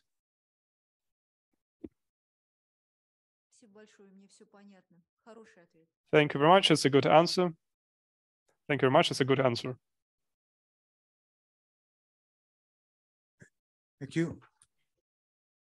Some questions that we want you to think about and discuss in a group. So we'd like you to pick two of the questions. I'll go through them right now. And we would like each group to pick two questions. You can pick any two that you like. And then what we would like is, after you had a chance to discuss and take some notes, to come back and, present your findings. Okay. And then at the same time, then some of your colleagues might have, some further questions, and they might like to elaborate a little bit. Why did you come to these decisions? Did you take into account certain things, and why didn't you? And how were you able to reach, a compromise? Right. So think about it. This is going to be a little bit of a simulation. What actually could happen in the real world when you're actually trying to discuss these things. So next slide, please. So as this session was talking about, thank you very much, we're asking ourselves, the responsibilities for macroeconomic statistics, they may be spread among different agencies. So we heard the National Statistic Office, could be responsible for certain, compilations, of the sequence of accounts or these institutional sector accounts. The central bank may have responsibilities on others. So for instance, here we said maybe the central bank is responsible for the balance of payments, the international investment position, monetary and financial statistics. These are just suggestions. The Ministry of Finance is responsible for government finance. So given that the responsibilities of macroeconomic statistics lies with different institutions, who should compile the sector financial accounts? Should the sector of financial accounts be compiled by the National Statistic Office because it's the responsibility for national accounts? Should it be the central bank because they perhaps have legislation, and responsible for monetary and financial statistics? What role should each statistical agency play in the compilation? Okay. Then we would like to know some of the factors that should be considered in deciding who you think might be responsible. And as Pierre mentioned, he mentioned legal framework. And so did Gerard in his presentation is very, very important.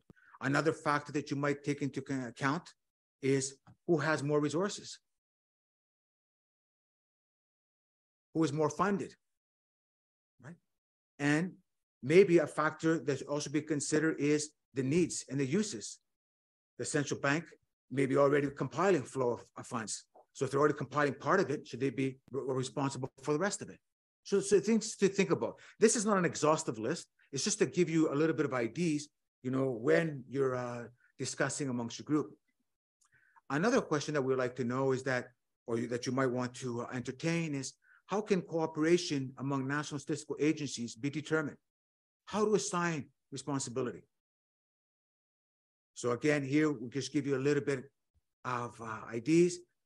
Do you need to establish protocols among agencies? We heard about MOUs. We heard about, gentlemen agreements. We heard about maybe you have a friend who might be able to give you data. I don't know.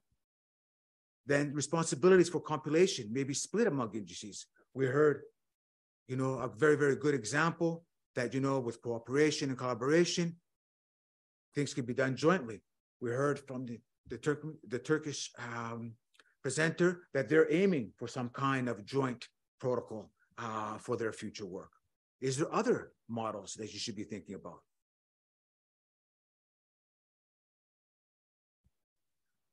Another question that you might want to consider is, how can you start the financial account compilation? Can you make a step-by-step approach? And what would you need to start the compilation and to maintain a sustainable compilation, right? How can you engage users, and make sure that they're interested in the data that you're trying to put together? And establish and maintain contacts within the group. Okay.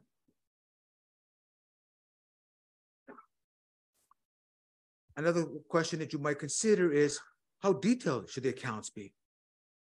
Which sectors should be covered?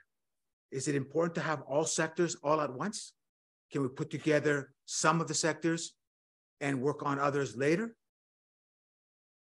Looking at users and countries have diverse needs, and compilers have to meet those needs of users. So should you take into consideration your users' needs? And if you do, what does that mean for international comparability?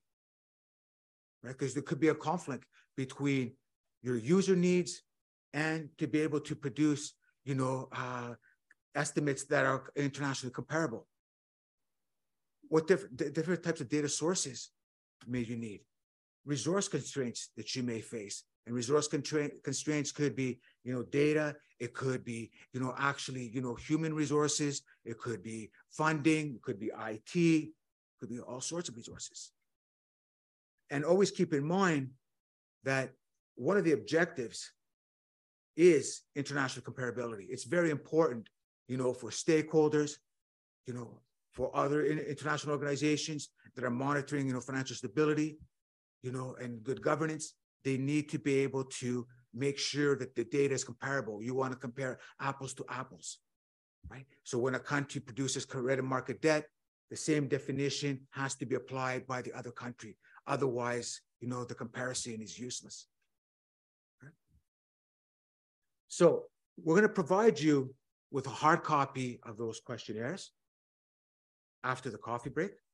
But now, please enjoy the coffee break, and then when you come back, we'll share with you the questions, and then you can break out into groups. Now, what we would like to do is we would like to have one group stay here and have the discussion. Maybe two groups can go into the dining area, and then we'll also have another room that we haven't used that could also be available. And, discuss amongst yourselves, argue, it's good. But at the end, come to an agreement. And so please choose two questions. So we'll do 4 groups, Tia, or we're going to have... Okay. So sorry. So Tia now is going to show the groups. There's going to be 4 groups that are going to be established for this exercise. Okay. So please look at the screen, and you're going to be able to find your group. So this is the suggested groups. We've tried a little bit also to take into account the languages spoken in the group. There is one group that is more mixed, so we'll have colleagues to help you if you need. There is also a 5th group, which is online.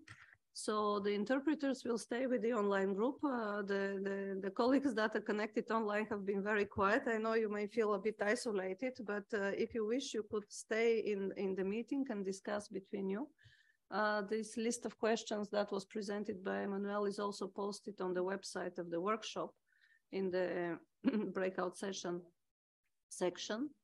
And that's it. We suggest that, for example, group 1 stays here in this room. There is a small room just in front of this room for group 2, and then groups 3 and 4 go into the cafeteria, and you can just take coffee and discuss wherever. Stella will distribute the questions now in English and in Russian between the groups, so you can pick up the slides you wish. Should we be back at in 1 hour? If each group can select, 2 members to come up to the stage, to the mic, and each of them basically address one of the questions that they were discussing. So we can start, with group 1. So in group 1, we had Albania, Georgia, Indonesia, Kosovo, and Montenegro. If I could ask 2 members from that group to come to the mic, please. Sorry?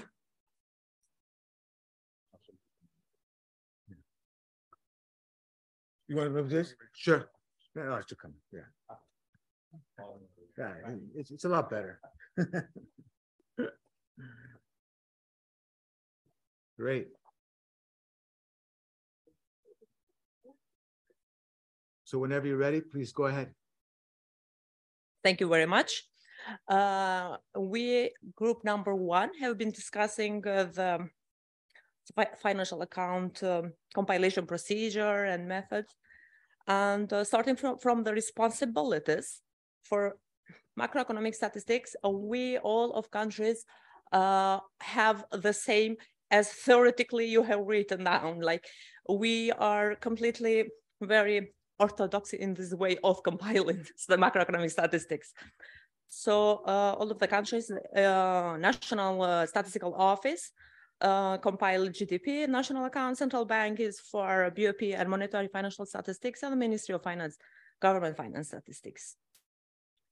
Some differences are only in Indonesia, which colleague of mine will explain a bit to you, or will add some information. Okay, maybe just additional for the information that for the data produced in state like the national account and GDP, BOP, IEP, and MSS. I think we have this same situation in every country, but the difference is who has the authority of each statistic, because many of statistics, not all statistics available in each country. In Indonesia, maybe the main statistic, like as we stated before, is available. So it's same as every country. But if we want to compile the statistic of national accounts, we need more detail of data. Then that's not all countries have data that we need, because maybe some we need some methodology, or maybe we need coordination, because not of all of data is available in one data collected in central. Maybe separate. That's the concern for which one who should compile the data. I think that's the first step. Maybe next. Yeah, and regarding the question, who should compile the sectorial financial account, if National Statistical Office or the central bank? In our case, Kosovo, Montenegro, and Albania, we have discussed and found out that we have the same sectorial financial accounts. Main responsibility is in the central bank. And what we have then shared responsibilities among sectors, like general government sector is compiled in the Ministry of Finance. And regarding the Bank of Albania, non-financial corporations are data coming from the National Statistical Office, because they have the surveys with the companies.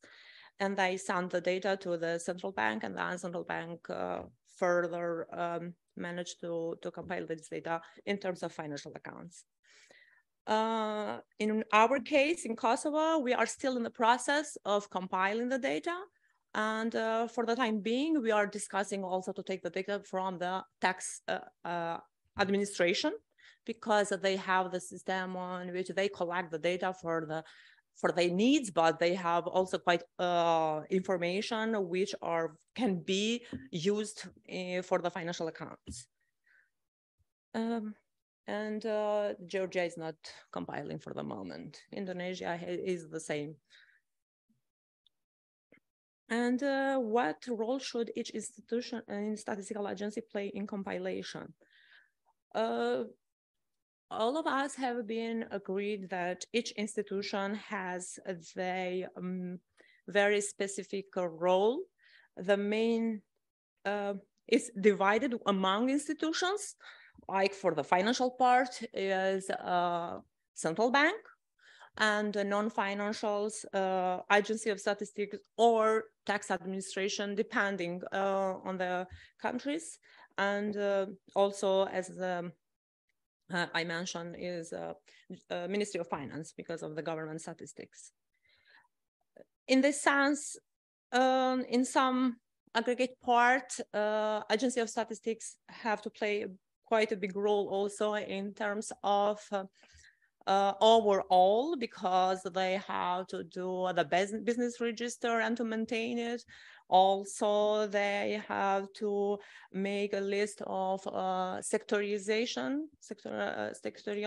institutional, so finding out which sector all the institutions belong. And then we can use this data, Ministry of Finance can use this data. And also other institutions, we were planning even to send this list in the banks also, because when they report, we need to have the consolidation. Since we are in the process of compiling, we want to have a lot of good rocks, let's say, that by the end we will have a good quality of data and not needs to go back again. So as in the factors to consider in deciding responsibilities, legal framework. In terms of legal framework, of course, most of us have been discussing that having a memorandum of understanding in which one we have the responsibilities are split up among institutions, and a lot of details have been decided either in annexes of the memorandum of understandings, like which kind of table exactly will be sent to which institutions, in order not to have misconceptions later on. Okay. And resources again are mixed among all the institutions. Needs for use, central bank may already be compiling flow funds. We all of us agree that internally using, we have already this data.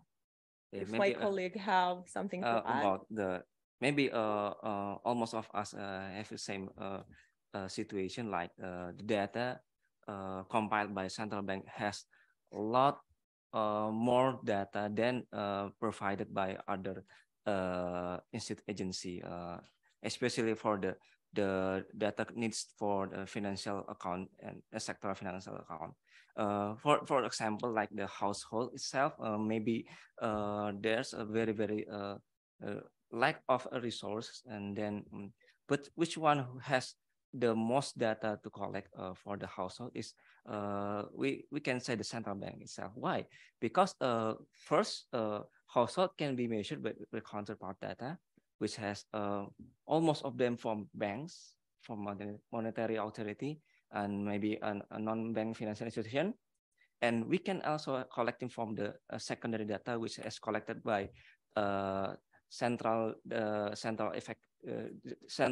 depository from securities, like that. And then after that, we can make a mini sectoral account from household. Then the other can be measured from the other agency, like Ministry of Finance collecting the information of tax for the income, and then also we can collect from another Bureau of Statistics if they have any information about the household balance sheet like that.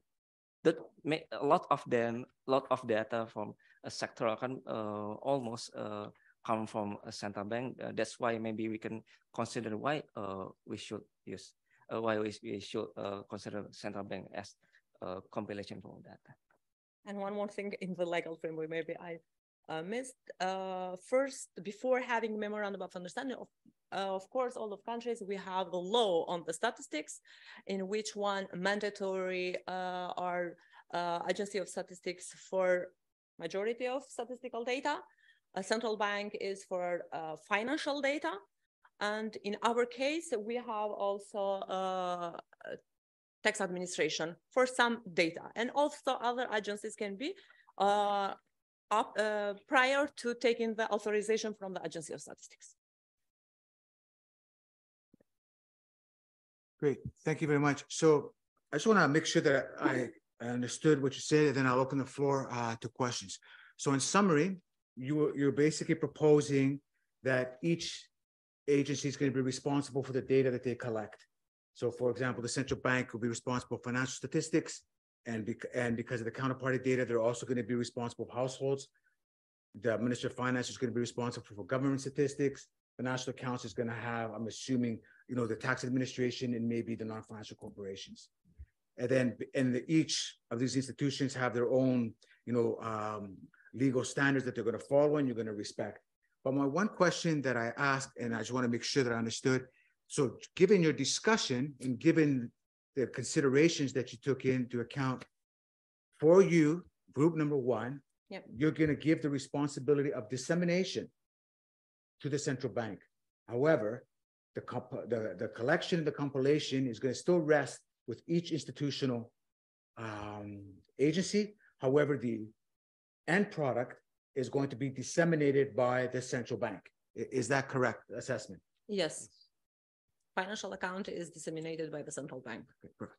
Great. So I'm glad I understood. Thank you very much. I'm glad that you went through some of the questions and you took everything in consideration. Now, before you leave, I'd like to ask, your colleagues, do you have any questions for group number one?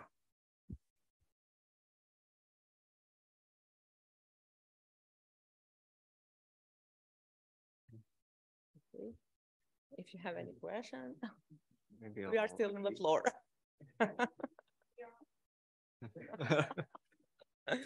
Okay. Okay. Thank you so much. Thank you very much. All right. So now, group number two.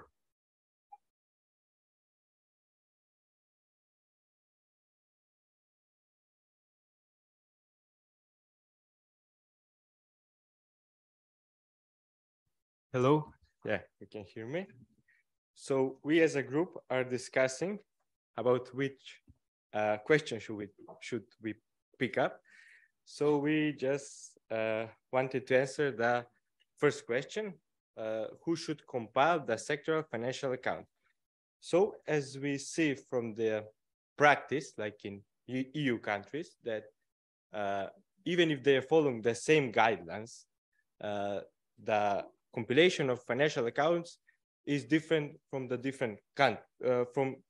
countries. So in some countries, the compilation of financial accounts is in the state statistical office, in the other central bank. So when we were discussing, we don't find like this institution should do this. We don't have that kind of agreement because we are thinking that every country is very different. So and especially for this kind of statistics, it's really important the capacity, first of all, of the country, also the capacity of institutions in the country, and as well as the reliable of the data sources that they are, and data that they are already provided, especially for the monetary and financial, and especially for the monetary financial statistic, as well as balance of payment and the other primary statistic they are used by the financial account.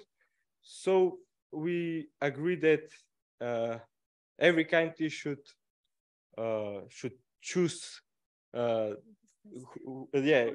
what is best for them to who should compile financial accounts, to have consistency, to have vertical balancing, who institution will do that better, who has more capacity, who has more resources, more financing to establish, and also to have consistency in the following years. And about the role should each statistical agency play in compilation, my colleague. But the previous question, it depends on the resources, what resources have the institution, the staff, I mean, the professionalism in financial statistics. It depends on also money, how much money can spend on the project, I mean, the financial accounts compilation. So everything depends on the capacity of the institution. And each country shall decide which is the best institution for to do the to compile the financial account. And the third question: what role should each statistical agency play in compilation?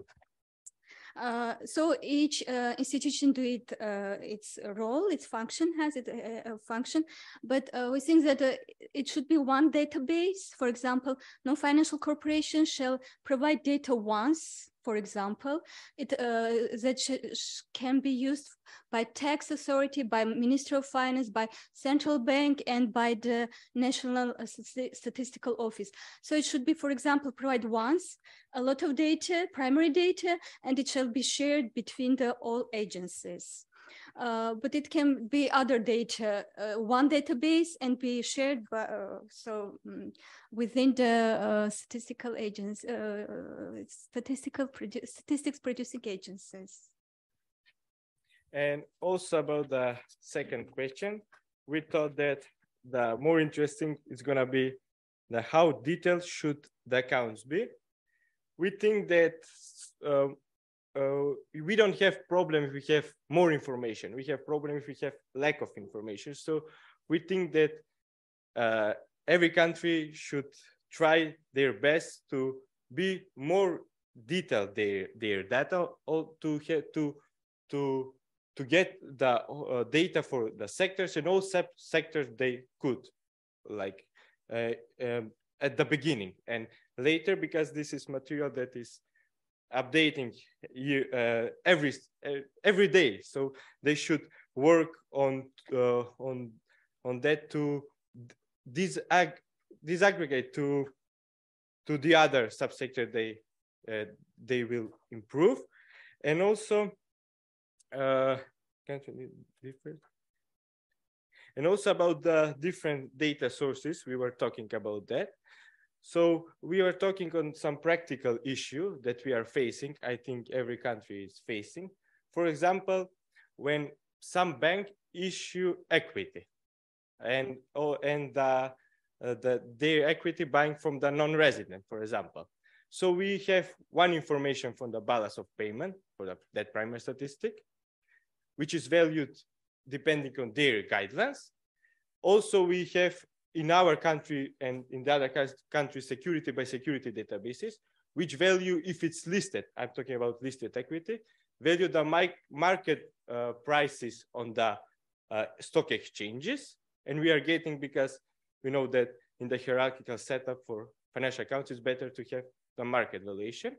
And also we have another value for the same instrument from the monetary and financial statistic, depending on the balance sheet of the financial corporation. So we have to pick up the best for our financial, for compiling financial accounts. Also, we have to try to not have very discrepancy difference from the IIP, from the balance of payment for the monetary financial statistics. And I think this issue, it's difficult yeah, it's very complex to be solved on this workshop and also in the practice. So we just opened the question and we were discussing about that a lot, about this issue. Yeah. Yes, with experience, yeah. Great. So thank you very much, Group 2. I really like, your practical perspective, that you considered and took into consideration. And, you actually, touched my heart here collect once, used by all. Perfect. That's the way data should be. That's the primary objective of data. It's perfect. I love that. However, I just want to ask one thing. So you're absolutely right. In your case here, you're going to look at whichever institution has the most resources, and that's going to become the primary, institution to release the data. But I want to ask, with your last question, where you told us now that you have 3 different, valuations for equity, and I'm going back now to your first question or your first premise: collect data once, used by all. Shouldn't 2 of them back away and just have 1? Thank you. So it's I don't know.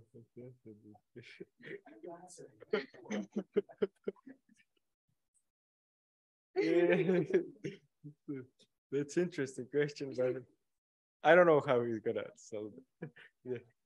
Yeah. And do you have an answer? No. I think you should all, go out for dinner and maybe discuss this question a little bit more in deep discussion.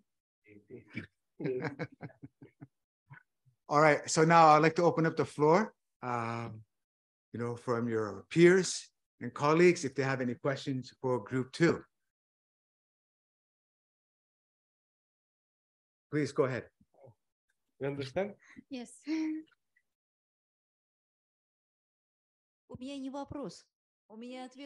It's not a question, it's an answer to defend the second group, because you've been asking them the question about doing things together. But in the very beginning, they said that they are going to have the general common database that will be used by all the agencies. So to defend them, being their lawyer, I want to say that this is the way they distributed these roles.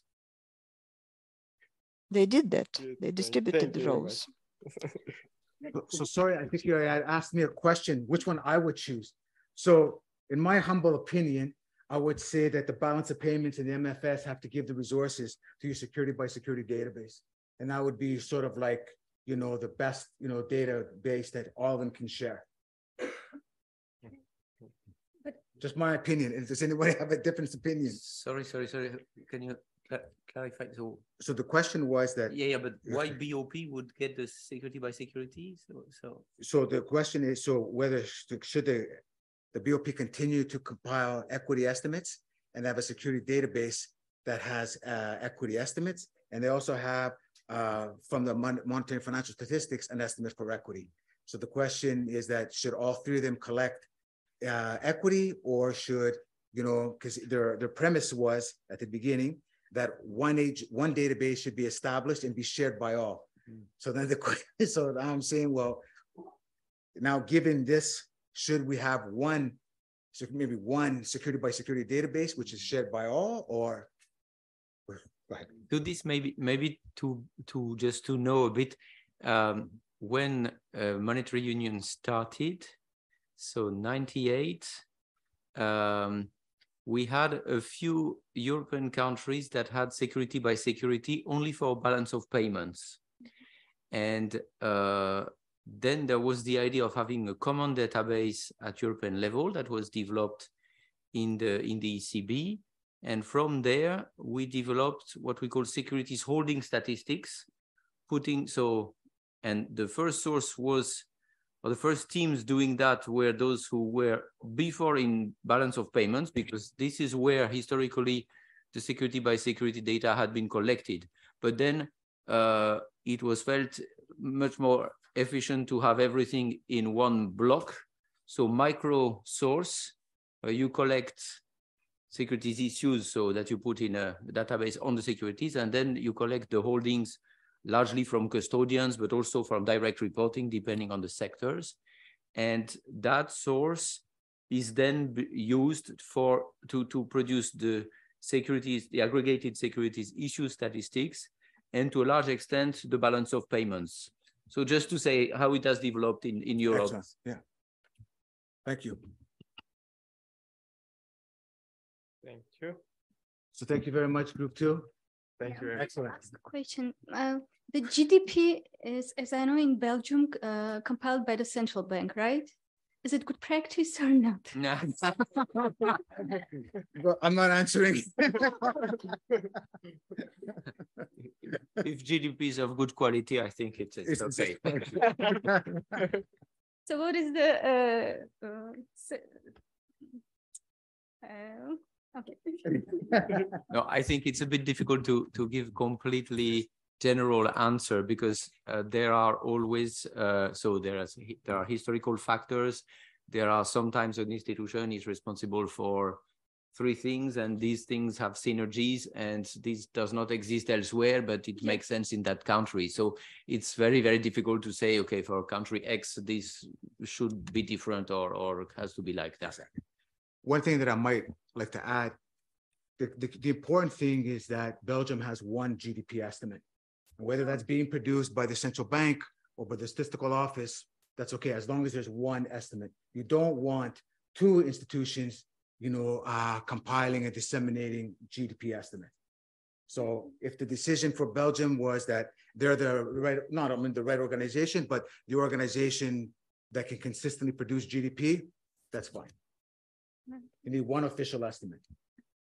And the one conclusion for the better solution is to have one database for the country and share among the agencies. So it's the best, I think, solution. We think that is the best solution.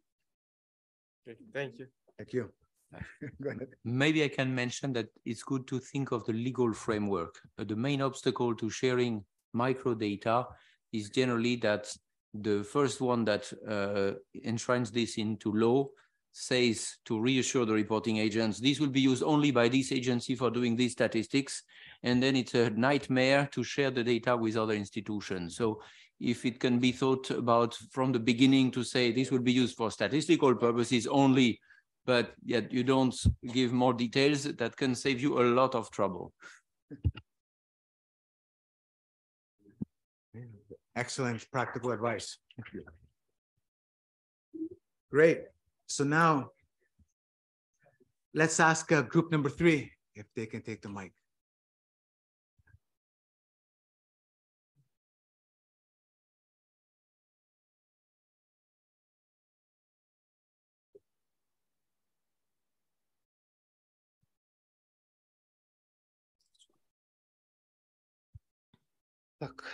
So, can we start? So our group with our colleagues, we have chosen the question number 2.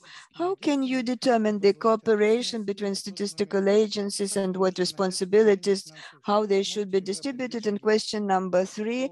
On the second question, I will give you an answer. And we believe that primarily it is necessary to create the working group and then to attract all interested parties or stakeholders, where you should include all ministries that are compiling statistics, organizations in your country, as well as scientific circles, as well as international organizations, to help and to coordinate the activities of that working group. Number 2, to determine the needs, and correspondingly to that needs, we have to determine the ones that will execute these functions. Resources and goals have to be determined. Then at the next stage, we have to determine the delays, the time delays when the information has to be presented, and the responsible persons that will be responsible for that. At the next stage, you have to sign memorandum of mutual understanding or some joint order on data exchange, and then to begin to start compiling some part of that accounts. And you have to understand that there is nothing ideal in this world, especially at this first stage. You have to create some kind of a prototype, and in the future, it will be improved and improved until it will come to the high quality level. And this is also necessary to constantly guarantee exchange of experience and knowledge on the constant basis. depending upon the needs, for example, this group can meet once a week, a quarter, a month, etc. And financial accounts, as well as any other statistics, it is developing all the time. It is not rigid, and the new instruments appear, and all that problems, they have to be resolved jointly with all state authorities and stakeholders in the given country. That is it on the second question. So, hello, everyone. So I will answer for question 3. So how can you start the financial account compilation? Can you make a step-by-step approach? So based on agreement through the stakeholders, we will work with the working group. Each participant will be from the central bank or statistical committee or the Ministry of Finance, who are responsible for the compilation of financial account. Then first, the working group will learn methodology and then identify the data availability, who has enough reports to compile the financial account, and then define data gaps. So, and then spread the responsibilities among the working group, which institution will be responsible for each institutional sector, and then cooperation with international assistance, and then after that start publication on annual based on an annually database. So that's our answers. Thank you very much. Excellent. So I really like, with your question number 2, creating a working group that also includes researchers, academicians, in addition to compilers and users. Very good, very good. And I like, the steps that you identified and what you need. And similar with question number 3, I really like the way you're basically going to approach the problem, looking at it by step. Again, forming a working group, to identify, issues, data gaps, start slowly, producing some estimates. And I'm glad to see that you also would like maybe some cooperation from international agencies. So at least I can keep my job. Excellent. Thank you very much. I leave it to your peers and colleagues if they like to, any questions for group number 3? Go ahead, please. Maybe just a detail, because you said the responsibilities would be split across sectors, and it makes a lot of sense. Just to mention that in the case of the security statistics in Europe, now there is generally a block where there is a responsibility allocated, which is horizontal, that goes cross sectors and is just by instrument. And I think it's an exception that might develop in the future, but still it might be relevant when you allocate the responsibilities. Okay. Sorry. It's okay. Anyone else? Any questions for group 3? Okay. Thank you very much. Thank you. All right. We're saving the last for the best. Is that it? Or the best for last? Okay. So this is a small group, 3 countries. Please, can you take the mic?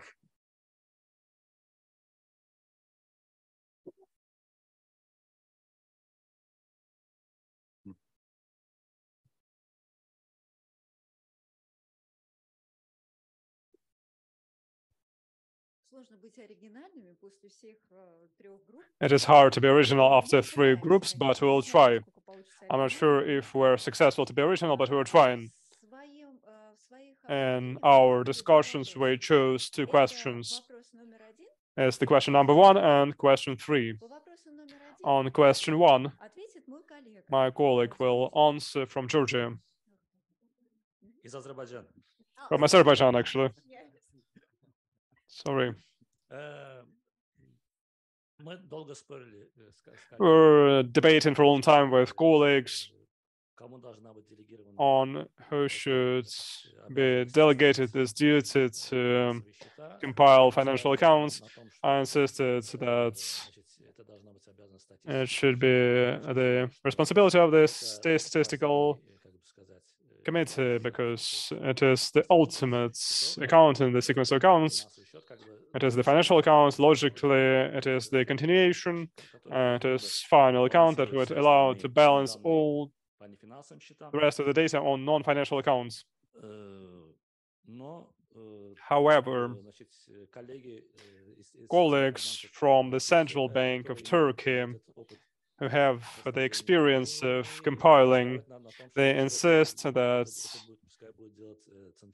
the central bank is in the better position to do this because they understand the financial instruments better, they have more extensive database, and it's not a problem that at some stage sectoral accounts on non-financial and financial sector will diverge. The most important is to have some more or less quality data and extensive data. Frankly, I was trying to take over this work, but if they're insisting, let them take the work. Our group decided, although I could have lifted this issue from the agenda, earlier we discussed, when we discussed the second group results, every country decides for themselves how to do better and what is the way they're choosing. So in our group, we decided that it will be central bank, the main compiler, and then each country can take its own decision. Thank you. Actually, the opinion of the central bank prevailed. We had two bankers from central bank, our colleagues from Turkey, and us from Turkmenistan. And as we already started this processes, although we do not yet compile the financial accounts, but we approached the establishment of the working group. We study, we wrote 4 methodologies. Now we have 2 methodologies to write, and we decided that central bank will be capable to do this, but we still believe that every institution is important, and so they have some powers to present some information. So we decided that here we should have friendship, which should prevail, professional friendship between institutions. Each institution should contribute through presentation of data on securities, presentation of data of state statistics, and presentation of data that central bank doesn't have, but they will create some forms, and based on these forms, other colleagues will present their data to us. The next question that was very interesting to us, and in the discussion we chose this issue, was question number 3. Question 3 is how we can start compiling financial accounts, and also how we use this step-by-step approach and what is necessary for this. Actually, in this question, we have seen all the answers. Actually, the answers are already given to us. Our conclusion was that our first step will be to define the needs of those users of information which need the information. We should agree that compiling these huge statistics, if no one needs it, it doesn't make any sense. If it's not interesting to anyone. Our second solution was when we determine the needs for the users of information. The users were determined both external and internal, because in any case, we are not isolated. We're not living on the islands. We have to be comparable with other countries. They will look at us through the prism of these calculations. Our first issue was to identify the needs of the users. Then we established the working group in order to support ongoing context inside the working group, to build our cooperation and to establish high quality statistics. Our third solution was, and also we decided that we will create methodological framework and we'll be thinking how to produce all the statistics better. Our third area was that when this working group made a number of decisions on methodology, if necessary, on making changes to legislation, taking into account the powers of each agency, we moved to starting compiling the financial accounts. The beginning of compiling financial accounts, we decided to approach this from the perspective that first we need to look at the option to establish the baseline financial accounts from what we already have available. And today, except for our colleagues from Turkey, we have available external statistics, we have statistics of external sector, we have also government statistics, and we have balance of payments. And gradually we approach compiling the international investment position. From what we had, we'll try to develop something. It will be some experimental calculation from what is available, and then after we perform this experimental calculation, we discuss what we received and we approach the next step, the maintaining of sustainable system of compiling the financial accounts, because first we need to understand what is missing, what are the problems, where do we converge, where we have discrepancies, and what we actually received. Thank you for your attention. This is our solution.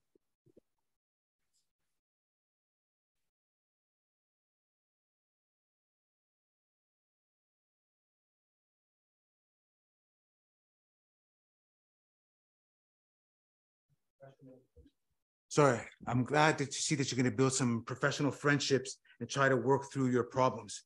And it's good to, be able to compromise. So I really like, how you came about deciding who's going to do the institutional sector accounts, who's responsible.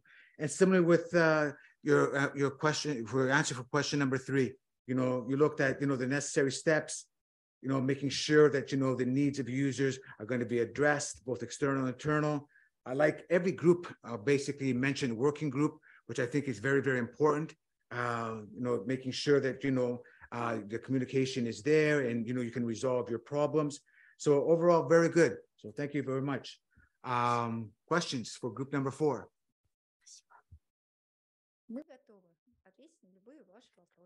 We're ready to answer any of your questions, colleagues. Where they have something like MOU, where they compile, where they have the agreements on transfer of data between us and our state statistical committee. We have this agreement. However, we're going to expand it in terms of change of the needs to compile financial accounts. We're looking forward to your questions, dear colleagues. Don't be shy. And also our colleagues will be able to help us. There you go. Questions? Oh, okay. Well, go ahead. Koso, sorry.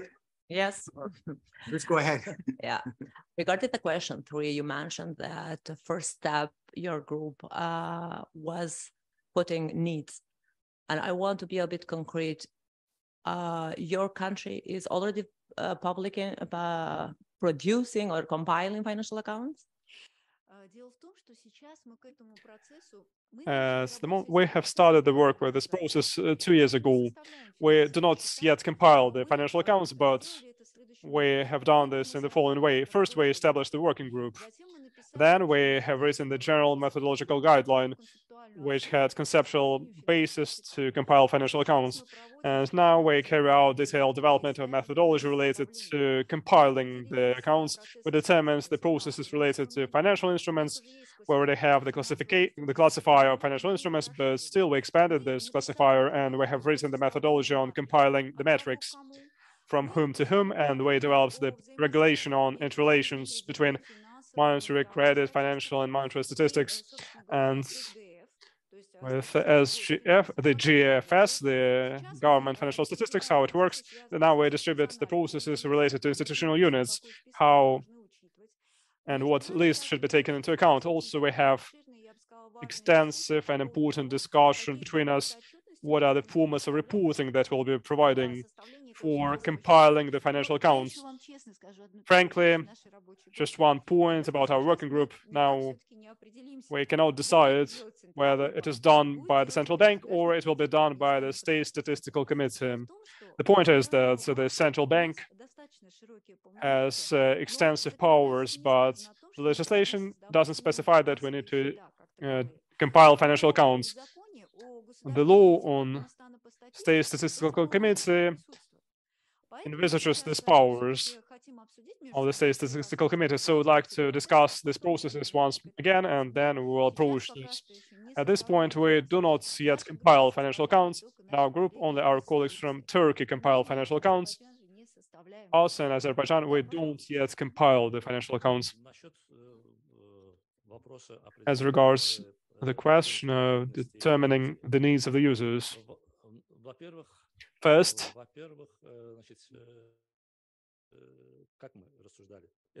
our thinking was the following. The needs could come from the main users, public agencies, or general public, or international organizations, or the requirements of international standards. So naturally, in order to start a project, we need to determine what is required from us, and then we need to go in this direction stage by stage. First, we chose the definition. Now we don't compile the financial accounts, we just do experimental calculations on the balance sheets and financial accounts, but it was dictated by our internal sequences of national accounts in order to be able to verify our non-financial accounts using the balancing from the perspective of financial flows. We check the quality of GDP. Now, our basis is we need to verify the quality of GDP estimates, because the seventh account and sequence of accounts of SNA is also important. And second, our basis was that in our country, we have the strategy related to very active integration into international community. As I mentioned, we need to have some comparison. We should be comparable to other colleagues. For me, this word's comparability. From my perspective, it seems, yes, we can compare ourselves on some positions, but anyway, we have some specificities of economies, we have some resources in the economy, the potential of development, the human resources, the natural resources, and we cannot really be comparable, all of us, but still some general positions, some general levels can be compared. Could we answer your question? Thank you. Thank you for your extensive answer. And yes, I was asking because needs, if you say that it's only based on the needs within the country or even international organizations, without specifying in the legal framework and without making a leading institution, I am afraid that your process will take a lot of years without having something concrete, but hope that you will find a good solution and have your data as soon as possible. Thank you.